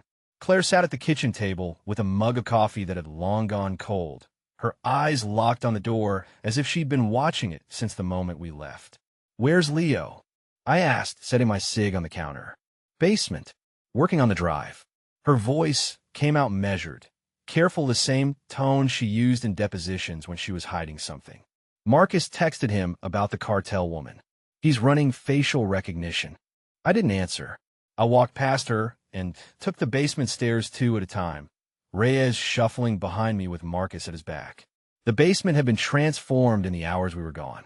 Leo had mounted 3 monitors on the concrete wall, run cables across the floor like black snakes, and covered the single window with plastic sheeting that turned the morning light into a gray haze. He was hunched over a laptop, his fingers moving in that rapid, practiced rhythm I'd seen 1,000 times. Got something, he said without looking up. The woman at the compound. Her name's Elena Vasquez, 29 years old, born in Culiac, in Sinaloa. She's the cartel's financial liaison for the Rocky Mountain Corridor. She's a bookkeeper? Marcus asked. She's a killer with a calculator. Leo turned the laptop screen toward us. Elena Vasquez's face stared back, sharp cheekbones, dark eyes that held nothing, a thin scar running from her left eyebrow into her hairline like a crack in porcelain. She's been linked to at least 6 executions in Juarez. She doesn't pull the trigger herself, but she signs off on the payments. She's the one who decides who gets paid and who gets buried. Reyes stepped forward, his cuffed hands rising slightly. She's also the one who controls Ashford's access to the pipeline. Without her approval, his money doesn't move. Without his money, his influence dries up. So she's the real power, I said. She's the power behind the power. Reyes' voice was flat, but I caught the edge of fear in Ida tremor that hadn't been there when he'd talked about killing my brother. Ashford thinks he's running the show, but he's just a frontman. Elena reports directly to the cartel's financial director in Mexico. If she decides Ashford is a liability, he'll be dead before the sun sets. And she's with my children. I felt the words land like a punch to the chest. My kids were in a compound in the mountains with a woman who'd signed off on 6 executions. Tommy, who still slept with his baseball glove under his pillow. Emma, who drew pictures of horses and asked me every night if I'd check for monsters under her bed. Marcus, get Reyes settled in the back room. Leo, I need everything you can find on that compound: blueprints, satellite imagery, utility access points, anything. You're going in? Marcus asked. I'm getting my kids out. Jake, we don't even know the layout. We don't know how many guards she has. We don't know. I know they're in there with a woman who kills people for a living. My voice came out flat, controlled, the same tone I'd used on hostage negotiations in Fallujah. I know I have 5 days left, and I know I'm not waiting for permission. Marcus held my gaze for a long moment, then nodded. I'll get the gear ready. I turned back to Leo. How long for the satellite imagery? Give me an hour. Maybe less if I can pull from the private feeds. Make it 30 minutes. He didn't argue. He just turned back to his laptop and started typing. I climbed the stairs back to the kitchen, where Claire was still sitting at the table, her coffee untouched, her eyes red-rimmed but dry. She looked up when I entered, and for a moment, I saw the woman I'd married, the one who'd held my hand through 3 deployments, who'd stayed up all night with me when Tommy had pneumonia, who'd laughed at my terrible jokes and called me her rock. Then she opened her mouth, and the moment shattered. Jake, I need to tell you something. I don't have time for confessions, Claire. This isn't a confession. It's a warning. She stood up, her hands gripping the edge of the table. Elena Vasquez contacted me 3 months ago, before I took the job at Morrison Development. She told me that if I didn't cooperate, she'd have Tommy and Emma taken from school. I felt the air leave the room. You knew about her. I knew she existed. I didn't know she was coming to the compound. I didn't know she'd be with the kids. Her voice cracked, the first break in her careful composure. I thought if I did what Ashford said, if I kept my head down and played along, they'd leave the kids alone. I thought I could protect them by being useful. You thought you could protect them by lying to me. I thought I could protect them by keeping you out of it. She stepped toward me, her hands reaching out.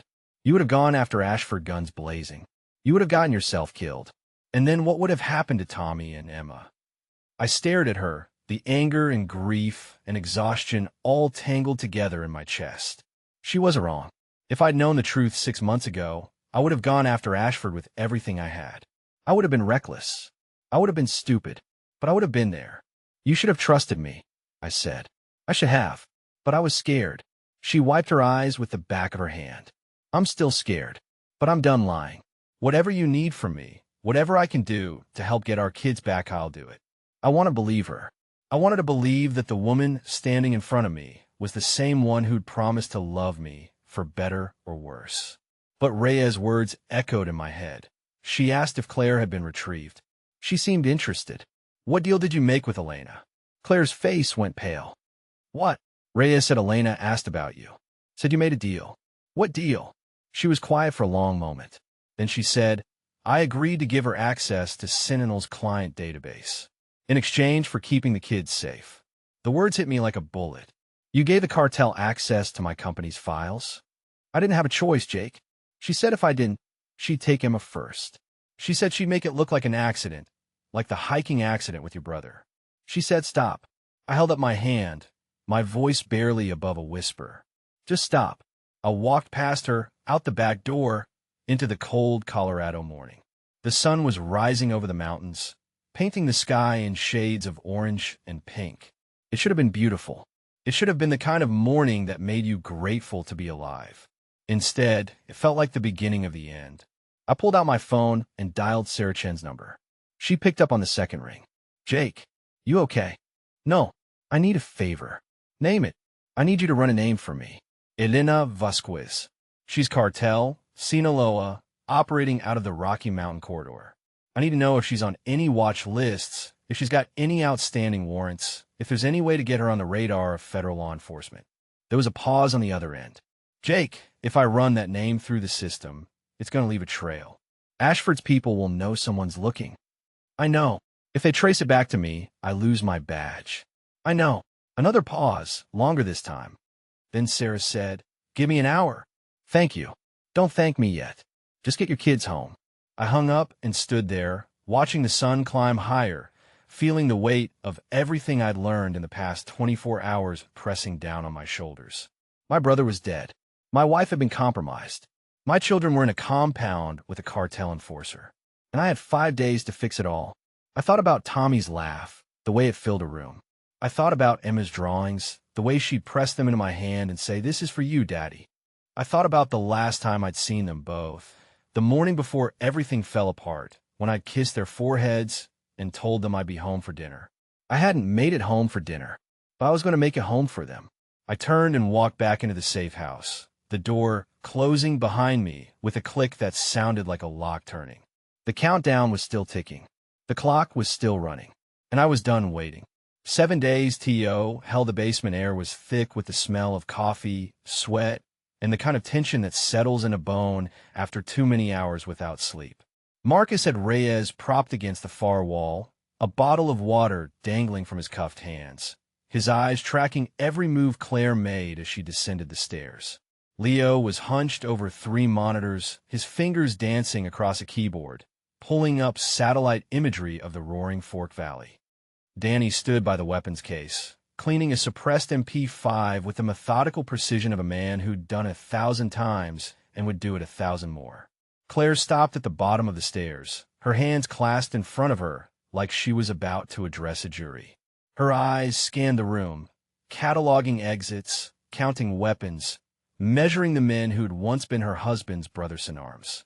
Old habits, lawyers' instincts, or maybe she was just scared of what they thought of her now. "Start talking," I said. She took a breath that shuddered through her whole body. "The compound is 30 minutes outside Aspen, off County Road 12. It's built into the side of a Mountain 3 structures connected by underground tunnels. The main house is where Ashford stays when he's there. The guest quarters are where he keeps guests." She paused, her voice catching like she'd swallowed glass. "The children are in the guest quarters. I know because he showed me the room. He said it was soundproofed and comfortable." Marcus' jaw tightened until I could see the muscle jumping in his cheek. "Security? 8 to 10 men on rotation. Former military, mostly. Reyes' team." She glanced at Victor, who met her gaze without flinching, his dark eyes empty as a dead screen. They were 12-hour shifts. The perimeter is monitored by motion sensors and cameras. There's a panic room in the main house that connects to the tunnel system. If anyone breaches the perimeter, Ashford could be in the tunnels and gone before you reach the front door. I walked to the table where Leo had spread out the satellite imagery. The compound sat in a bowl of rock and pine, accessible by a single winding road that switchbacked up the mountain. 3 buildings arranged in a triangle, connected by what looked like gravel paths on the surface, but were probably concrete tunnels underneath. The main house was a sprawling Loganstone structure with a wraparound deck and floor-to-ceiling windows that faced the valley. The guest quarters were smaller, set back against the tree line, with no windows on the north side. "Where's the tunnel entrance?" I asked. Claire stepped up beside me, her shoulder brushing mine. I felt the familiar warmth of her body and hated myself for still wanting it. She pointed to a spot on the satellite image, just behind the main house's garage. There's a false wall in the back of the garage. Behind it, a staircase leads down to a concrete corridor that runs to all 3 buildings. The guest quarters have a separate entrance in the basement laundry room. How do you know all this? Marcus' voice was flat, accusatory.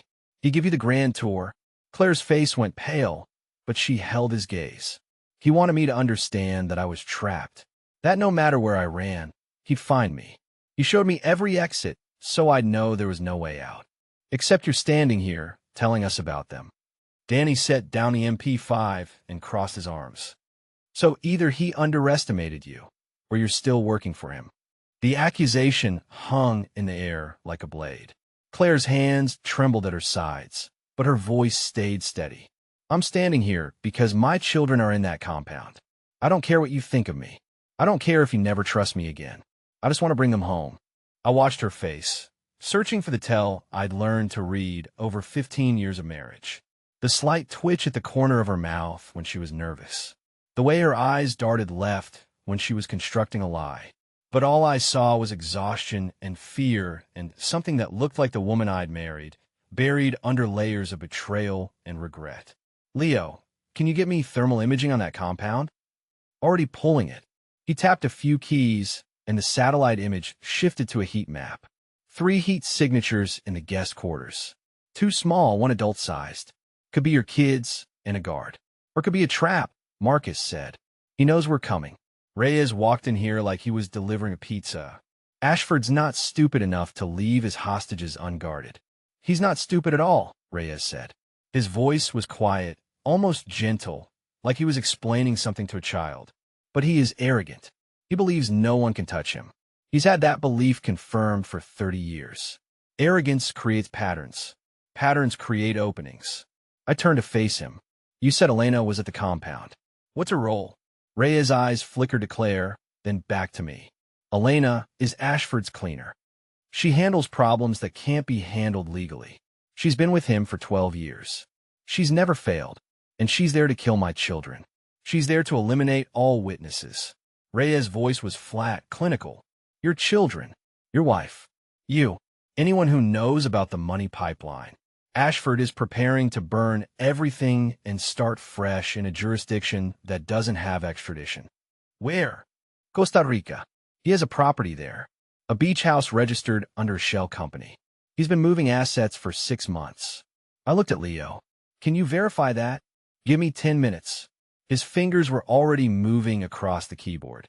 I walked to the weapons case and pulled out a custom AR-15 I'd built myself, 14.5-inch barrel suppressed, with a thermal scope and a PQ-15 laser. I checked the chamber, racked the bolt, and set it on the table. Then I pulled out a Glock 19, my old-duty weapon from my HRT days, and loaded 3 magazines. Marcus, you're on point. Danny, you're covering the rear. Leo, I need you on Overwatch with the drone. Reyes, you're coming with me. Negative, Marcus said. He's not coming anywhere near you until I know he's clean. He's the only one who knows the compound's interior layout. I need him. You need him dead. Marcus. I met his eyes. I need my kids home. Everything else is secondary. He held my gaze for a long moment, then nodded once. Your call. But if he twitches wrong, I'm putting a round in his skull. Fair. Claire stepped forward. I'm coming too. No, Jake. I know the security codes. I know which doors are alarmed and which aren't. I know the guard rotation schedule because Ashford bragged about it. You need me. I need you to stay here and keep the line open with Sarah Chun. If something goes wrong, I need someone on the outside who can call in the cavalry. You mean you don't trust me?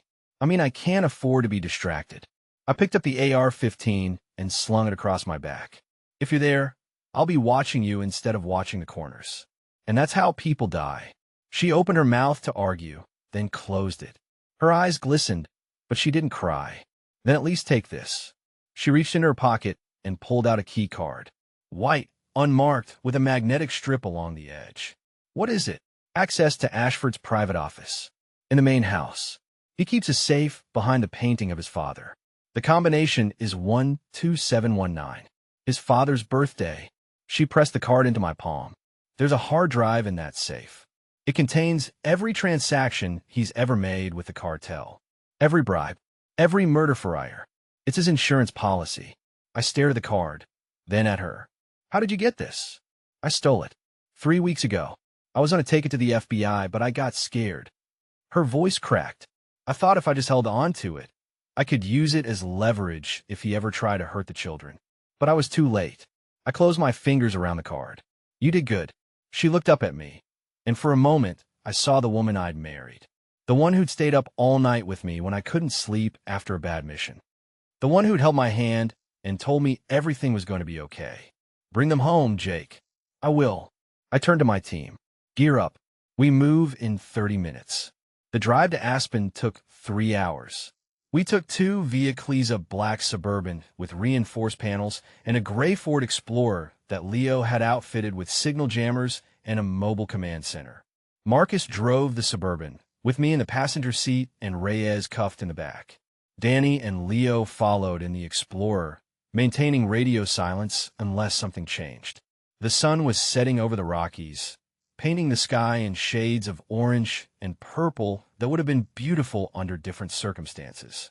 I watched the mountains roll past, thinking about the last time I'd taken Tommy and Emma camping in these same hills. We'd hiked to a lake, and Emma had spent the whole afternoon trying to catch a fish with her bare hands. Tommy had complained about the bugs and the lack of Wi-Fi, but by the end of the trip, he'd asked if we could come back next month. I told him yes. I'd promised him. Talk to me, Jake. Marcus' voice cut through the silence. You're going dark. I need you present. I'm present. You're thinking about the kids. I'm thinking about how I'm going to kill Richard Ashford. That's not the same thing. He glanced at me, his eyes hard. You go in there with revenge on your mind, you'll make mistakes. You'll miss something, and that's how kids die. I know. Do you? Because I've seen you on missions where you let emotion take the wheel. It doesn't end well. I didn't answer. He was right, and we both knew it. The road narrowed as we climbed into the mountains, the pavement giving way to gravel, then dirt. Leo's voice crackled over the radio. 2 miles out. I'm launching the drone. Thermal shows 4 heat signatures in the guest quarters now. 2 adult, 2 small. Movement patterns suggest the adults are stationary. The kids are moving. Guards. 1 in the main house, near the front entrance. 2 patrolling the perimeter. 1 on the roof of the main house with what looks like a long gun. Sniper. Affirmative. I pulled out the satellite phone and dialed Sarah Chen's number. She answered on the first ring. I'm in position. I've got Denver PD running a training exercise in the mountains tonight. They'll be too busy to respond to any calls from Ashford's property. How long can you keep them busy? Until dawn. After that, I can't guarantee anything. It's enough. I paused. Sarah, if I don't make it out of here, you will. You're Jake Morrison. You don't know how to fail. I almost laughed. That's the nicest thing you've ever said to me. Don't get used to it. Bring your kids home. She hung up. I looked at Marcus. Let's go get my family. We parked the vehicles a mile from the compound, hidden in a stand of pine trees. The air was cold and thin, carrying the scent of pine and snow, and something else, something metallic, like blood. I checked my gear one last time. AR-15, Glock, 3 flashbangs, a breaching charge, a med kit, and the keycard Claire had given me. Reyes stood beside me, his cuffs removed, but his hands still bound with a zip tie. The tunnel entrance in the garage is the safest approach. It leads directly to the guest quarters basement. From there, you can reach the children without crossing the main house's line of sight. And if we run into Elena, don't hesitate. She won't. I looked at Marcus. You ready? Born ready.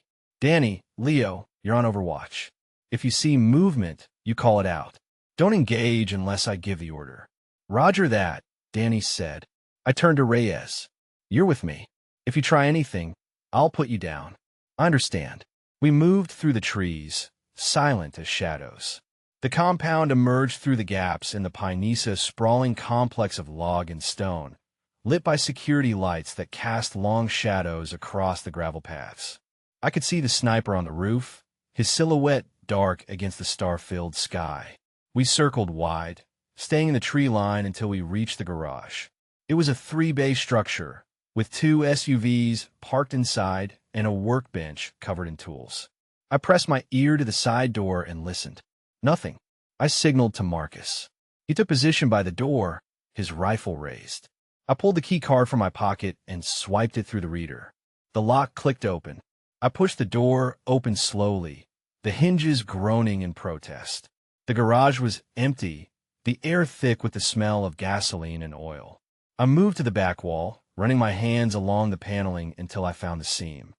Here, I pressed against the wall, and it swung inward, revealing a dark staircase descending into the earth. The air that rose from below was cold and damp, carrying the faint smell of concrete, and something sweet, like perfume. Reyes stepped past me, his voice barely a whisper. "Elena's scent. She's been here recently." I clicked on my tactical light and started down the stairs, my rifle pressed against my shoulder, my finger resting on the trigger guard. The stairs led to a concrete corridor, lit by dim emergency lights every 20 feet. The walls were damp, the floor slick with moisture. We moved in single filing first, then Reyes, then Marcus bringing up the rear. The corridor branched off in 3 directions. Reyes pointed to the left. "Guest quarters. 200 feet. We moved. The corridor ended at a steel door with a keypad. Reyes entered a code, and the lock clicked open. I pushed the door open and stepped into a basement laundry room. Washers and dryers lined the walls, and a stack of folded towels sat on a table. I studied the satellite image, my mind mapping routes, timelines, points of failure. The terrain was brutal. The approach was exposed. Every instinct I developed over 20 years of this work was screaming that this was a bad op. But I didn't have the luxury of listening to my instincts anymore. How do we get in without triggering the motion sensors? Claire hesitated, and in that hesitation, I saw her weighing something: loyalty, fear, the hope that maybe she could still be useful. You don't, but there's a window. Every morning at 0600, they rotate the guard shift. For exactly 4 minutes, the perimeter cameras are offline while the system reboots. Reyes told me. She looked at Victor, and there was something in her eyes I couldn't read. He told me because he wanted me to know there was a way out if I ever needed it. Victor nodded slowly, his cuffed hands resting on his knees. It is true. The system has a flaw. The reboot takes 4 minutes, 10 seconds. I never told Ashford because I wanted an exit of my own. Marcus looked at me, his hand resting on the stock of his sniper rifle. That's our window. It's also a trap, I said. If Ashford knows Reyes is missing, he'll assume we're coming. He'll adjust the schedule, admin, set up an ambush. Then we don't use the window, Danny said. We create our own. I turned to him. He'd stopped cleaning the MP5 and was staring at the satellite image with the kind of focus I'd only ever seen in men who'd spent too long in places where one mistake meant a body bag. Explain. He set down the weapon and walked to the monitor, pointing at a spot on the satellite image about 2 miles east of the compound. There's a ridge here. Drops almost 300 feet into the valley. If we rappel down at night, we approach from the blind side to side the motion sensors don't cover because the terrain is too steep. The terrain is too steep for a reason, Marcus said. 1 wrong step and you're dead. Then we don't take wrong steps. Danny's voice was flat, unbothered, like he was discussing the weather. I've done night rappels in Afghanistan with a broken collarbone. This is a walk in the park. I looked at the image, calculating the angles, the wind patterns, the margin for error. Danny was right, the ridge was a natural blind spot. But it was also a death trap if anything went wrong. 1 loose rock, 1 gust of wind, 1 moment of bad luck, and we'd be picking each other off the valley floor. Plan A. We use the ridge approach. Danny, you lead the rappel. Marcus, you're on overwatch with the sniper rifle. Leo, you stay here and manage comms. Reyes, you're coming with me. This is a trap. You're my insurance policy. And me? Claire's voice was quiet, but there was steel underneath it, the kind of steel that comes from a woman who's been told she's too weak to fight and is done believing it. You stay here. If we don't come back, you take the USB drive to Sarah Chun and you tell her everything. I can help, Jake. I know the layout. I know the guards. You can stay alive. I stepped closer to her, lowering my voice so only she could hear. If something happens to us, the children need someone to come back for them. That's you. That's your job now. She held my gaze for a long moment, her jaw tight, her eyes glistening with tears she refused to let fall. Then she nodded once and stepped back, folding her arms across her chest like she was holding herself together. The next 6 hours passed in a blur of preparation. We checked weapons, packed gear, studied maps until the routes were burned into my memory. Leo pulled up weather reports, clear skies, temperatures dropping into the low 20s by midnight. Danny ran through the rappel sequence 3 times, making sure every knot was secure, every carabiner locked. Marcus cleaned his sniper rifle with the reverence of a priest preparing for mass, his hands moving in patterns he'd learned 2 decades ago and would never forget. At 2,200 hours, we loaded into a black Suburban with no plates and drove west on I-70, the lights of Denver fading in the rearview mirror like a city sinking into the ocean. Claire sat in the back seat, her hands folded in her lap, her eyes fixed on the darkness outside the window. She hadn't spoken since we left the safe house. The drive took 2 hours. We turned off the highway onto a winding county road, then onto a dirt track that hadn't seen maintenance in years. Danny navigated from the passenger seat, calling out turns from memory, his voice steady and unhurried. The Suburban's headlights cut through the darkness, illuminating trees and rocks, and the occasional pair of eyes reflecting from the underbrush deer, probably, or maybe just my imagination playing tricks. We parked at the base of the ridge at 0030 hours. The temperature had dropped to 19 degrees, and my breath fogged in the air as I stepped out of the vehicle. The sky was clear, the stars sharp and cold, and somewhere in the distance, I could hear the faint sound of a generator humming like a heartbeat in the dark. Danny handed me a harness. We go up first, then down. The approach should take about 40 minutes. I strapped into the harness, checked my weapon, and looked at Marcus. He was already prone on the hood of the Suburban, his rifle scope trained on the ridge above us, his body perfectly still. See anything? Negative. Qui est grave. He paused, and I heard him exhale slowly. That's what worries me. I turned to Reyes. He was standing apart from the group, his hands cuffed in front of him, his eyes scanning the darkness like he was looking for something only he could see. You ready? I am ready. His voice was flat, unreadable, the voice of a man who'd learned to hide everything behind a wall of silence. But I want to say something before we go. Say it. He looked at me, and for the first time since I'd met him, I saw something human in his eyes, not guilt, not remorse, but a kind of tired recognition, like a man who'd spent so long in the dark that he'd forgotten what light looked like. I killed your brother. I did it because I was paid to do it, and because I believe that if I didn't, Ashford would kill my family instead. That is not an excuse. It is an explanation. He paused, his jaw working. I have a daughter. She's 15 years old. She lives with her mother in Phoenix. I have not seen her in 3 years because Ashford told me that if I tried, he would make her disappear. I have done terrible things for that man, but I have never hurt a child, and I will not let him hurt yours. I stared at him for a long moment, the cold wind cutting through my jacket, the weight of everything I'd lost pressing down on my chest. I wanted to hate him. I wanted to put a bullet in his skull and leave him for the coyotes.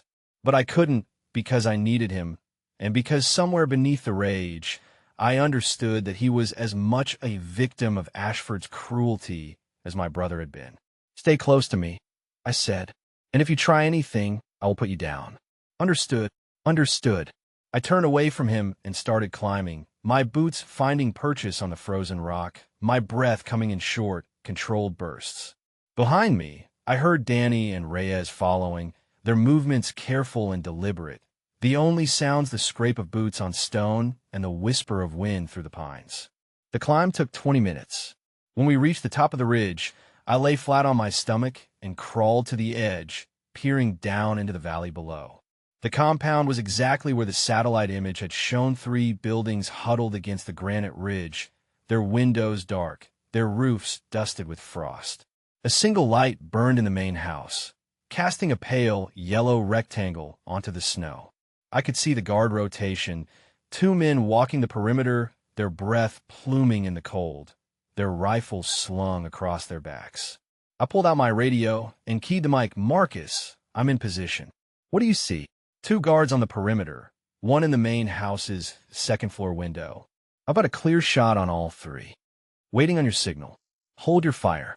We're going in quiet. I turned to Danny. He was already setting up the rappel line, his hands moving with the practiced efficiency of a man who'd done this 1,000 times. He clipped the rope to his harness, checked the anchor point, and looked at me. "Ready when you are." I took a deep breath, the cold air burning my lungs, and nodded. "Go."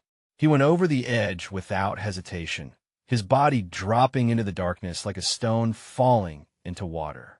I counted the seconds: 1, 2, 3, 4, 5, and then I heard the soft thud of his boots hitting the ground below. I followed, the rope sliding through my gloved hands, the wind whipping past my face, the world reduced to the sensation of falling and the knowledge that if I let go, I would die. I hit the ground hard, my knees absorbing the impact, and immediately moved into the shadow of a pine tree, my weapon up, my eyes scanning for threats. Nothing moved. The guards were still walking their perimeter, their backs to me, their attention fixed on the road that led to the compound. They didn't know I was here. They didn't know that their world was about to end. Reyes came down last, his movements silent despite his cuffed hands. He landed beside me and crouched, his eyes meeting mine in the darkness. "The main house," he whispered. "The children are in the basement. There is a door at the back of the kitchen that leads to the stairs. The lock is electronic. The code is 4719. "How do you know that?" "Because I put them there." His voice cracked, just slightly, the first sign of emotion I'd seen from him. "I carried your daughter down those stairs. She asked me if I had children. I told her I did. She said she hoped I got to see them again." I felt something twist in my chest, a pain so sharp and sudden that I had to close my eyes for a moment to breathe through it. Emma, my little girl, drawing pictures of mountains and horses, asking questions about everything, believing that the world was full of good people. And she'd been carried into a basement by the man who'd killed her uncle, and she'd asked him about his children, because that was who she was: kind, curious, incapable of seeing the darkness in others. I opened my eyes and looked at Reyes. "When this is over, you're going to prison. You know that, right?" "I know. But if you help me get my children out alive, I will make sure your daughter knows that you tried to do the right thing in the end." He nodded, his face unreadable, and then he turned and started moving toward the main house, his body low, his footsteps silent on the frozen ground. I followed, Danny at my side, the three of us moving through the darkness like ghosts, the compound's lights casting long shadows that swallowed us as we passed. The generator hummed in the distance, a steady, mechanical heartbeat that seemed to grow louder with every step. We reached the back of the main house, and I pressed myself against the wall, my heart pounding in my chest, my breath coming in short, controlled bursts. I could hear voices inside, men talking, laughing, the clink of glasses. They had no idea we were here. They had no idea that their world was about to end. I looked at Reyes. He nodded, once, and then he raised his cuffed hands and knocked on the door. 3 knocks. A pause. Then 2 more. A voice from inside. "Who is it?" "Reyes." His voice was calm, steady, the voice of a man who'd been expected. "I need to see Ashford. There's been a complication." The door opened, and I saw a man standing in the doorway, his hand resting on the grip of his pistol, his eyes scanning the darkness behind Reyes. He was young, maybe 25, with the kind of hardied confidence that came from never having been truly tested. "Where's your escort?" "They're dead." Reyes' voice didn't waver. "Morrison's men ambushed us on the highway. I barely got out." The guard's eyes widened, and in that moment of surprise, I stepped out of the shadows and put the barrel of my pistol against the back of his head. "Don't move," I said. "Don't breathe. Don't make a sound." He froze, his hand still on his pistol, his body rigid with fear. I reached around and took his weapon, then shoved him forward into the kitchen, Danny following close behind. The kitchen was empty. A pot of coffee sat on the stove, still warm. A half-eaten sandwich lay on the counter. The lights were dim, casting long shadows across the tile floor. I looked at Reyes. "The basement door?" He pointed to a door at the far end of the kitchen, painted white, with a keypad mounted on the wall beside it. I crossed the room, my footsteps silent on the tile, and entered the code, 4719. The lock clicked open. I turned to Danny. "Cover the door. If anyone comes through it who isn't me or the kids, put them down." "Roger that." I pushed the door open and started down the stairs, my weapon up, my heart pounding so hard I could feel it in my throat. The stairs were narrow, the walls bare concrete, the air cold and damp. A single light bulb hung from the ceiling at the bottom, casting a weak yellow glow that barely reached the top of the stairs. I reached the bottom and stepped into the basement. It was a single room, maybe 20 feet by 20, with concrete walls and a concrete floor. There was a cot in the corner, a bucket for a toilet, and a small table with a pitcher of water and 2 plastic cups. And there, huddled together on the cot, were my children. Tommy saw me first. His eyes went wide, and for a moment, he didn't move, like he couldn't believe what he was seeing. Then he was on his feet, crossing the room in 3 steps, throwing himself into my arms. Dad, his voice was muffled against my chest. His body, 7 days, T.O., held his satellite phone rang at 6:47 p.m. on a Tuesday. I was standing in my brother's empty apartment in Capitol Hill, surrounded by boxes I hadn't packed and memories I hadn't processed. The place still smelled like him coffee grounds, leather boots, the faint chemical tang of the gun oil he used on his hunting rifle. 3 weeks since they'd pulled his body out of a ravine in Rocky Mountain National Park, and I still caught myself reaching for my phone call him. The satellite phone was a relic from my FBI days, a brick of black plastic and rubber that I kept in my go bag for emergencies. It had been sitting in my truck center console for 3 years, untouched, until I'd grabbed it on my way out the door this morning. I don't know why. Instinct, maybe. The kind of instinct that had kept me alive through 6 deployments and 12 years on a hostage rescue team. I picked it up on the 3rd ring. Mr. Morrison. The voice was male, flat, processed through a voice modulator that made it sound like a computer reading a script. Your son is safe. For now. The blood in my veins turned to ice water. Who is this? That's not important. What's important is the next 7 days. You have 1 week to destroy every piece of evidence linking Richard Ashford to your brother's death. Every file, every recording, every photograph. You will delete it, burn it, or bury it where no one will ever find it. I was already moving, grabbing my keys off the kitchen counter, my mind running through tactical assessments like a computer processing data. Tommy was at a baseball tournament in Boulder. Claire had driven him up this morning. I'd stayed behind to pack Danny's apartment because I couldn't face another day of sitting in my home office, staring at the wall, pretending I was okay. If you go to the police, your daughter dies first. If you contact Ashford, your daughter dies first. If you tell anyone except your wife about this call, your daughter dies first. Do you understand? Emma. They had Emma. I understand. Good. You have 7 days. Tick-tock. The line went dead. I stood in the middle of my brother's apartment, the satellite phone still pressed to my ear, and felt the world collapse around me like a building coming down in a controlled demolition. Danny was dead. Tommy was taken. Emma was taken. And the man who'd done all of it was sitting in his glass tower on Broadway, probably drinking scotch and watching the sun set over the mountains he'd bought with blood money. I called Claire first. Straight to voicemail. I called Tommy's phone. Straight to voicemail. I called the tournament director's number that Claire had texted me last week. A woman answered, her voice harried and distracted. Boulder Youth Baseball. How can I help? This is Jake Morrison. My son Tommy is playing the tournament today. I need to speak to him. One moment, please. The line went quiet. I heard muffled voices, the crackle of a PA system announcing a game. Then the woman came back, her voice different now, tighter, higher. Mr. Morrison, I'm sorry, but Tommy didn't show up for his game. We assumed he went home sick. His mother picked him up about an hour ago. His mother didn't pick him up. Silence. Mr. Morrison, I hung up. I called Marcus next.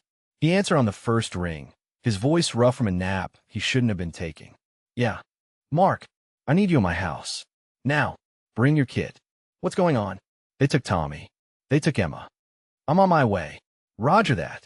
I'm moving. I hung up and ran. The drive from Capitol Hill to Cherry Creek took 12 minutes. I made it 9, running red lights, weaving through traffic, my hands steady on the wheel, even though everything inside me was screaming. The tactical part of my brain, the part that had kept me alive in Fallujah and Kandahar and a dozen other places I tried to forget, was already building a plan. Secure the house. Establish a command post. Find out who took them. Find out where they were. Get them back. The emotional part of my brain was a closed door. I kept it shut. My house was dark when I pulled into the driveway. The front porch light was off, which was wrong. Claire always left it on when she was out.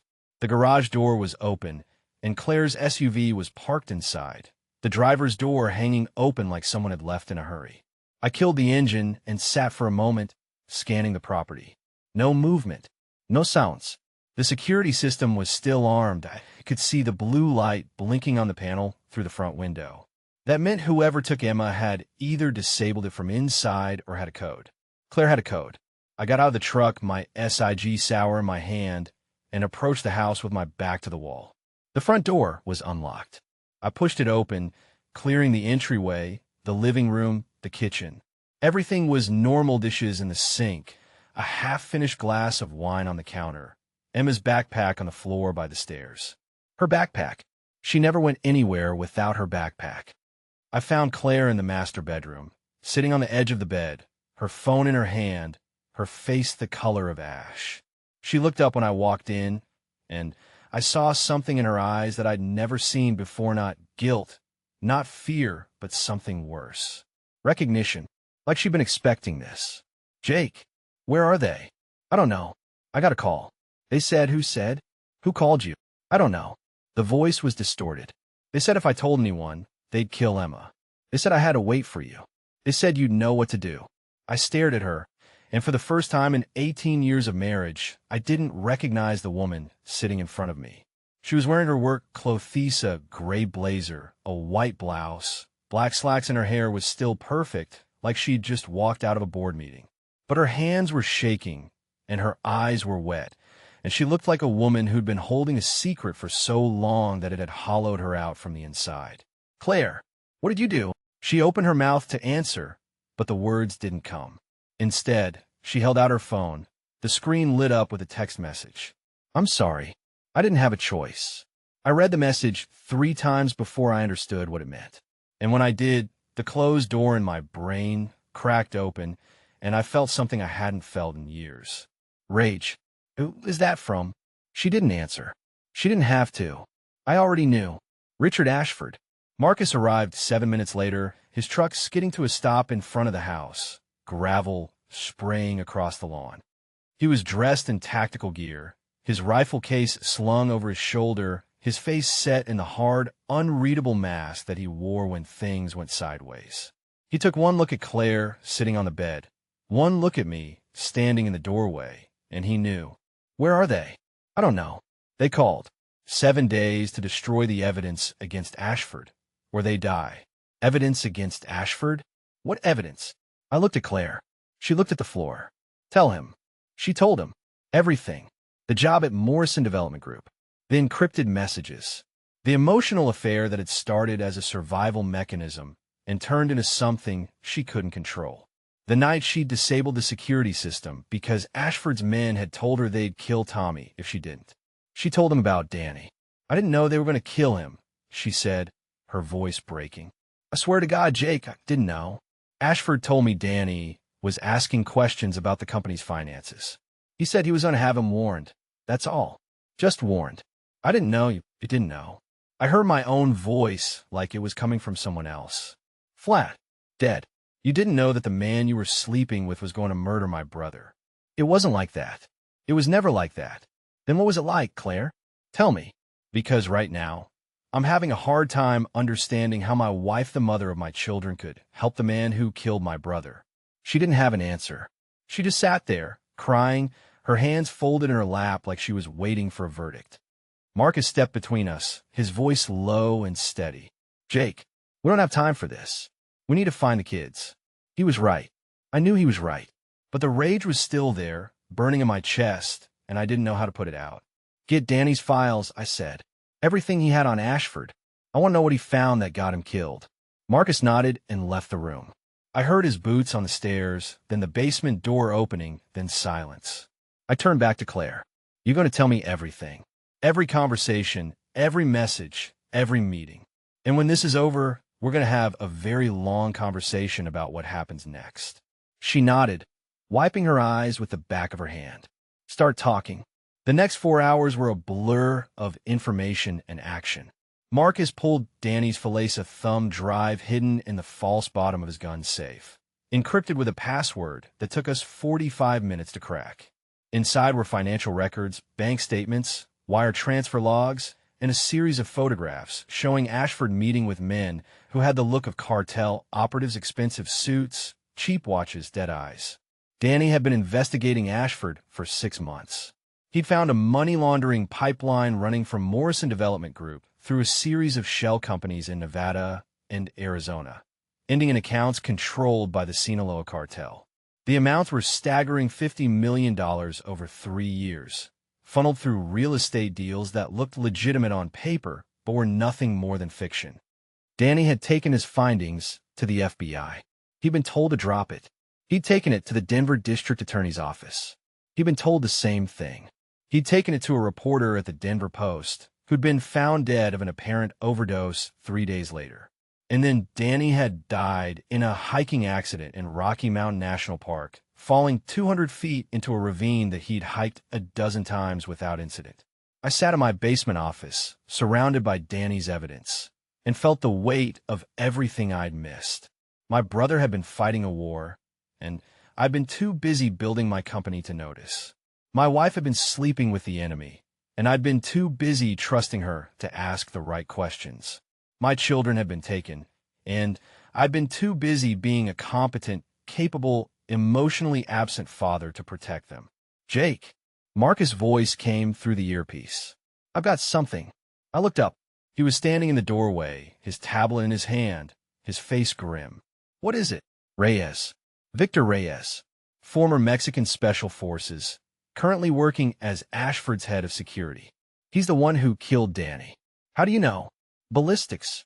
Danny's autopsy showed a bullet fragment in his spine that wasn't consistent with a fall. I ran it through the database.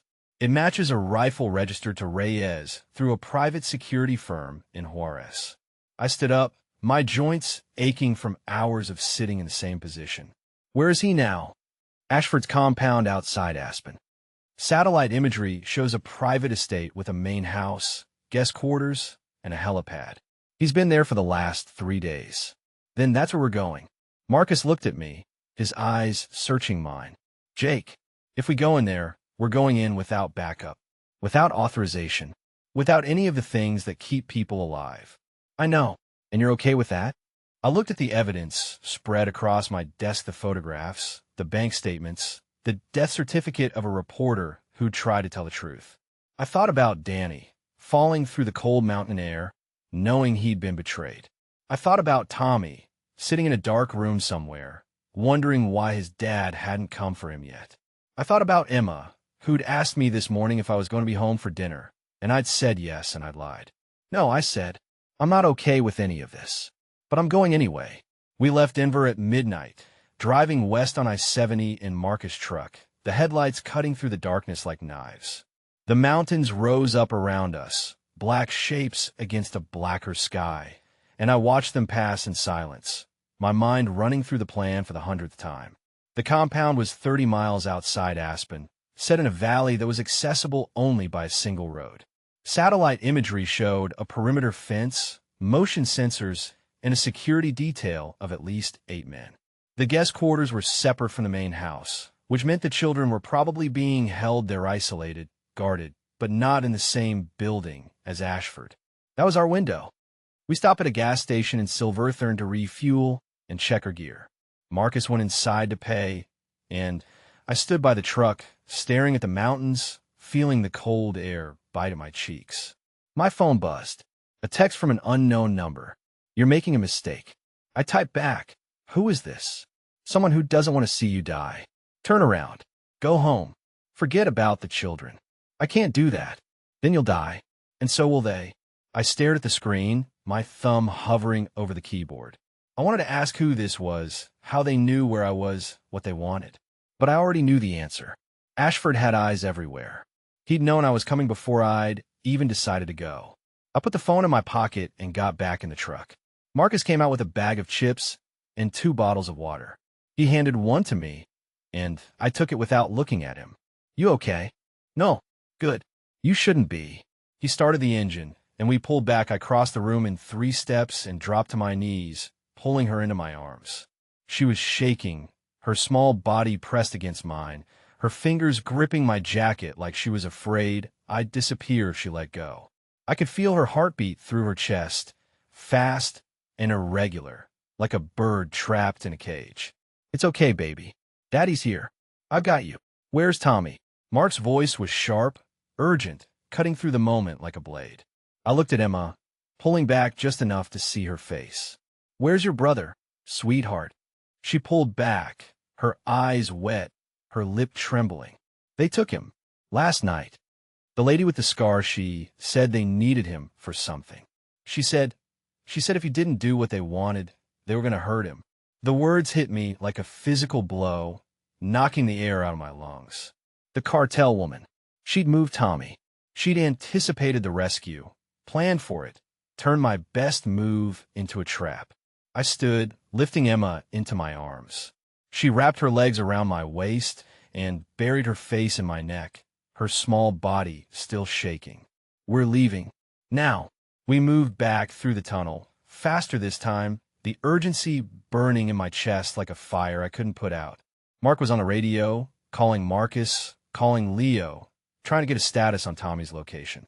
The responses came back fragmented, distorted by the concrete and rock, words breaking apart and reassembling into nonsense. We emerged from the generator shed at 2:15 a.m. The compound was quiet, the guards still on their posts, the mission still undetected. But something was wrong. I could feel in the air, in the way the wind had shifted, in the way the shadows seemed to move when I wasn't looking at them. And then the lights came on. Every light in the compound blazed to life, flooding the clearing with white-hot brightness that burned my eyes and threw our shadows across the ground like black pools. A voice crackled over a loudspeaker, amplified and distorted, echoing off the mountainside.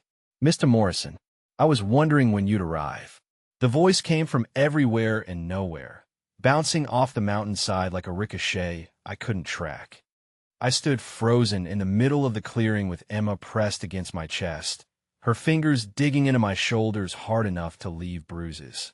Mark was already in motion, his rifle tracking across the roofline, searching for the shooter he knew was coming. Don't bother, the voice said, smooth and unhurried, the kind of calm that came from absolute control. I've got 4 men with night vision on you from 3 different angles. You're fast, Mr. Morrison, but you're not that fast. Richard Ashford. He was here, in the compound, watching us from somewhere above, like we were actors in a play he'd written. Let my daughter go, and we can talk.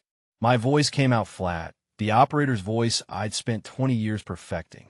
The father in me wanted to run, to fight, to do something. The operator knew Emma would be dead before I took 3 steps. Your daughter stays until we've had our conversation. Put the weapon down. Both of you. Mark's eyes found mine, asking the question he couldn't voice. I gave him a single shake of my head. We weren't surrendering. We were buying time. Now, Mr. Morrison, I'm not a patient man. I set Emma down slowly, keeping her behind me, my body a shield between her and the shooters I couldn't see. The gravel crunched as I laid my rifle on the ground, then my sidearm. Mark followed suit, his jaw tight enough to crack teeth, his hands open at his sides like he was waiting for permission to kill someone. Good. Now walk toward the main house. The front door is open. We walked. Emma's small fingers wrapped around mine, cold and trembling. Her other hand still clutched that stuffed horse like it was the only thing keeping her tethered to reality. The gravel sounded like gunshots in the silence, each step taking us deeper into enemy territory. I counted steps, measured distance, cataloged every possible exit, every angle of approach, every shadow that might hide a way out. The main house rose in front of us, 3 stories of stone and glass, a wraparound porch that screamed money and isolation. The windows reflected the floodlights like black mirrors, showing me nothing of what waited inside. The front door stood open, a rectangle of warm light spilling onto the porch like an invitation to hell. I stepped through it. The interior was elegant in that way rich people decorated when they wanted to prove they had taste without actually having any. Furniture that cost more than my first car. Art on the walls that probably cost more than my house. A fireplace burning despite the fact that no one was in the room to enjoy it. And in the center of it all, sitting in a leather armchair like he was posing for a portrait, was Richard Ashford. He wore a tailored suit, no tie, a glass of whiskey in his hand, silver hair perfectly combed, smile perfectly practiced, eyes perfectly empty. He looked at me the way I'd looked at suspects during interrogations, like he already knew everything I was going to say. "Jake Morrison, I've heard so much about you. Please sit. I'll stand. Suit yourself." He took a sip of whiskey, held it in his mouth for a moment, swallowed like he was savoring a victory. "I have to admit, I'm impressed. The tunnel was a nice touch. Reyes, I assume? I always knew he'd flip eventually. That's the problem with hiring mercenaries that have no loyalty. Where's my son? Safe. For now." He leaned back, crossed his legs, studied me like I was a puzzle he was trying to solve. "You've caused me a great deal of trouble, Mr. Morrison. That USB drive your wife gave you? It's caused some very powerful people to lose a great deal of sleep. But I'm a businessman, and businessmen understand that every problem has a price. What's your price? Simple. You give me the drive. You give me the recordings of our conversation tonight. You walk away from this whole thing and let the system handle it. And I'll give you your son back. The system is corrupt. You own it. Ido." His smile widened, but it didn't reach his eyes. It never reached his eyes, which is exactly why you should take this deal. Because if you don't, I'll make sure your son disappears so deep that no one will ever find him. And I'll make sure your daughter watches. Emma pressed closer to me, her face buried in my side. I could feel her shaking, could hear her breathing fast and shallow, the sound of a child trying not to cry. I put my hand on her head, stroked her hair, tried to give her something steady in a world that had become nothing but chaos. I wanted to see him first. Not possible. Then no deal. Ashford let out a dry laugh, like dead leaves scraping across pavement. "You're in no position to negotiate, Mr. Morrison. I have your son. I have your daughter. I have 4 men with rifles trained on your head. You have nothing. I have the drive. And I have your children. So we're at an impasse." He walked to the fireplace, staring into the flames like they held answers. "Let me tell you a story. 20 years ago, I was a federal prosecutor. I put away bad people. I thought I was making a difference. Then I realized something: the system doesn't change anything. The same criminals go back to the same streets. The same judges take the same bribes. The same politicians sell the same votes. So I decided to stop fighting the system and start owning it." He turned to face me, and for a moment, I saw something genuine in his eyes, not warmth, but conviction. He actually believed this. He believed he was the hero of his own story. "I own judges. I own senators. I own police chiefs. I own the FBI field office in Denver. There is no one you can go to who isn't already in my pocket. The only reason you're still alive is because I find you interesting. I find you pathetic." The smile flickered, just for a second, but I saw it. A crack in the armor. "That's the difference between us. You have principles. I have results. And right now, the result is that I have your son, and you have nothing." I stood there with Emma pressed against me, my hands empty, my mind racing through scenarios that all ended the same way, with me dead and my children gone. He was right. He had all the cards, but he'd made one mistake. He'd let me into his house, and he'd let me see his face. "You're going to lose," I said. "Am I?" "Yes, because you've spent 20 years building a system that protects you, but you've forgotten something. Systems break, and when they break, the people who built them are the first to fall." Ashford's smile widened, but something flickered behind Aiden's certainty, a crack in the facade that told me I'd hit something real. "Is that a threat?" "It's a promise." Emma's hand tightened around mine. I looked down at her, saw her eyes wide and scared, but also something else. Something that looked like hope. She believed me. She believed I could fix this. And for her, I would. The door behind me opened, and Victor Reyes stepped through. His face was unreadable, his hands empty, his eyes moving between me and Ashford like he was calculating odds. "The tunnel is compromised," he said. "They're coming." Ashford's composure cracked. Just a hairline fracture, but I saw it. "Who?" "The cartel. They found out about the drive. They want it, and they want you. The lights flickered once, twice, then died. The emergency generator kicked in, bathing the room in a dim orange glow that turned shadows into monsters. And in the darkness, I heard its automatic weapons fire, distant but getting closer, the sound of a war coming to claim us all. Ashford looked at me, and for the first time, I saw fear in his eyes. Real fear. The kind that comes when you realize you're not the one in control anymore. This isn't over. It is for you. I grabbed his hand and ran. The cemetery sat on a hill outside Aurora where the wind never stopped blowing and the grass always looked a little too brown for Colorado. I stood in front of Marcus Thompson's grave with my hands shoved deep into my jacket pockets, staring at the date carved into the granite. The day he died. The day I watched him take a bullet that was meant for my son. I brought someone to see you. Tommy stood 10 feet behind me, his hands buried in his hoodie, his eyes fixed on the ground like he was counting blades of grass. He'd grown 3 inches in 6 months. The baby fat had melted off his face, replaced by sharp angles that reminded me of my own reflection at 12 years old. He was 12 going on 30, and I hated every second of it. Come here, son. He walked forward slowly, each step deliberate, stopping at the foot of the grave. He didn't say anything. He just stood there, reading the name, the dates, the small American flag someone had stuck in the dirt. I remember when he taught me to throw a curveball. Tommy's voice came out flat, the way mine got when I was holding something back. At the park. You were late. He said you were always late. I was always late. He said it didn't matter. He said you'd show up when it counted. Tommy finally looked at me, and for a second I saw the boy he used to beta, one who believed his dad could fix anything. He was wrong. The words hit me like a body blow. I didn't flinch. I'd earned them. Yeah, I said. He was. We stood there for a long time, the wind pushing through the grass, the sun sliding behind a cloud.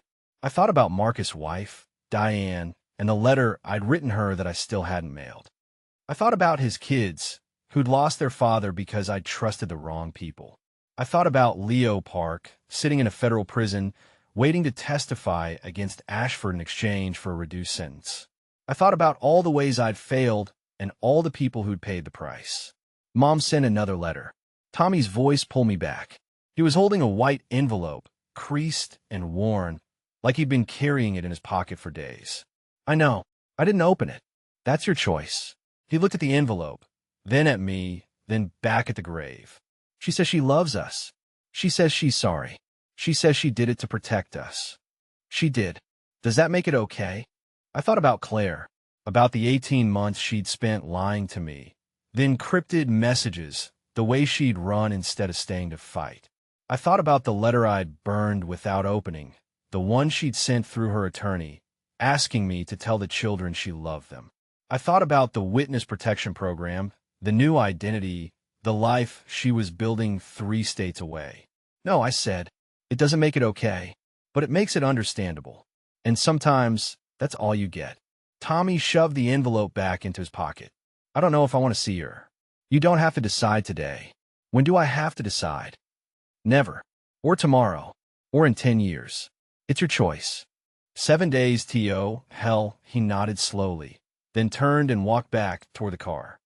I watched him go, my hands still shoved in my jacket pockets, my chest tight with something that felt like grief and pride and fear all tangled together like barbed wire. The house in Cherry Creek was gone. I'd sold it 3 months after the rescue, packed up everything we owned in cardboard boxes and garbage bags, and moved to a smaller place in Evergreen, a 3-bedroom cabin at the end of a dirt road, surrounded by pine trees and the kind of silence that either heals you or drives you crazy. Emma had stopped drawing pictures of men falling off mountains. Tommy had stopped waking up screaming at 2 a.m., his sheets soaked through with sweat. We were learning to live in the space between what happened and what came next, even if that space felt like walking on ice that hadn't frozen all the way through. I found Emma in the backyard, sitting on the porch swing, a sketchbook open on her lap. She was drawing a horse. A real horse, with 4 legs and a mane and a tail that swept across the page like wind through tall grass. Not a mountain, not a man falling, just a horse, standing in a field that she'd colored green with a crayon that had rolled under the swing. Hey, kiddo. Hey, Daddy. I sat down next to her, the swing creaking under my weight like it always did when I forgot I wasn't 180 pounds anymore. That's a good horse. It's not finished. Doesn't have to be finished to be good. She looked at me, her eyes serious, the way they'd been since the compound. Not scared anymore, but watchful. Like she was checking to make sure I was still there, still solid, still real. Do you think Uncle Marcus can see us? From heaven. My throat tightened. I've been expecting this question for weeks, maybe months, but it still hit me like a punch to the chest. I don't know, baby. I hope so. Me too. She went back to her drawing, her pencil moving in careful strokes, the kind of precision that reminded me of her mother. I miss him. Me too. We sat in silence for a while, the swing moving gently, the sun filtering through the trees in long golden shafts that made the pine needles look like they were on fire. I thought about the 7 days that had changed everything. The phone call at 3:47 a.m., the shell casing in the pine needles, the encrypted messages on Claire's laptop, the satellite phone with its cold, mechanical voice, the rescue, the death, the reckoning that had left me standing in a field with a letter I couldn't bring myself to read. I thought about Ashford, sitting in a federal detention center in Florence, awaiting trial on charges that would put him away for the rest of his life. I thought about Victor Reyes, who disappeared after the compound, his loyalty to the cartel outweighing any debt he owed me, any promise he'd made in the dark of that basement. I thought about Sarah Chun, who'd been promoted to captain after her testimony brought down half of the Denver Police Department's corrupt leadership, including her own captain, who'd been on Ashford's payroll for 15 years. And I thought about Marcus. Every day, every night, every time I looked at my children and remembered that they were alive because he wasn't. Dad! Tommy stood in the doorway, his phone in his hand, his hair sticking up in the back like he just rolled out of bed. The therapist called. She said I can do the session over video today if I want. Do you want to? He hesitated, shifting his weight from one foot to the other. Yeah, I think I do. Then do it. He nodded and disappeared back inside. I heard his footsteps on the stairs, the creak of his bedroom door, the muffled sound of his voice as he started talking to someone who knew how to help him carry the weight he was too young to hold.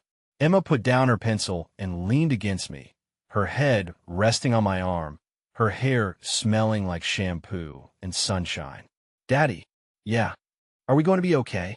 I looked at the mountains in the distance, the same mountains where my brother had died, the same mountains that had watched me lose everything and find something I didn't know I had.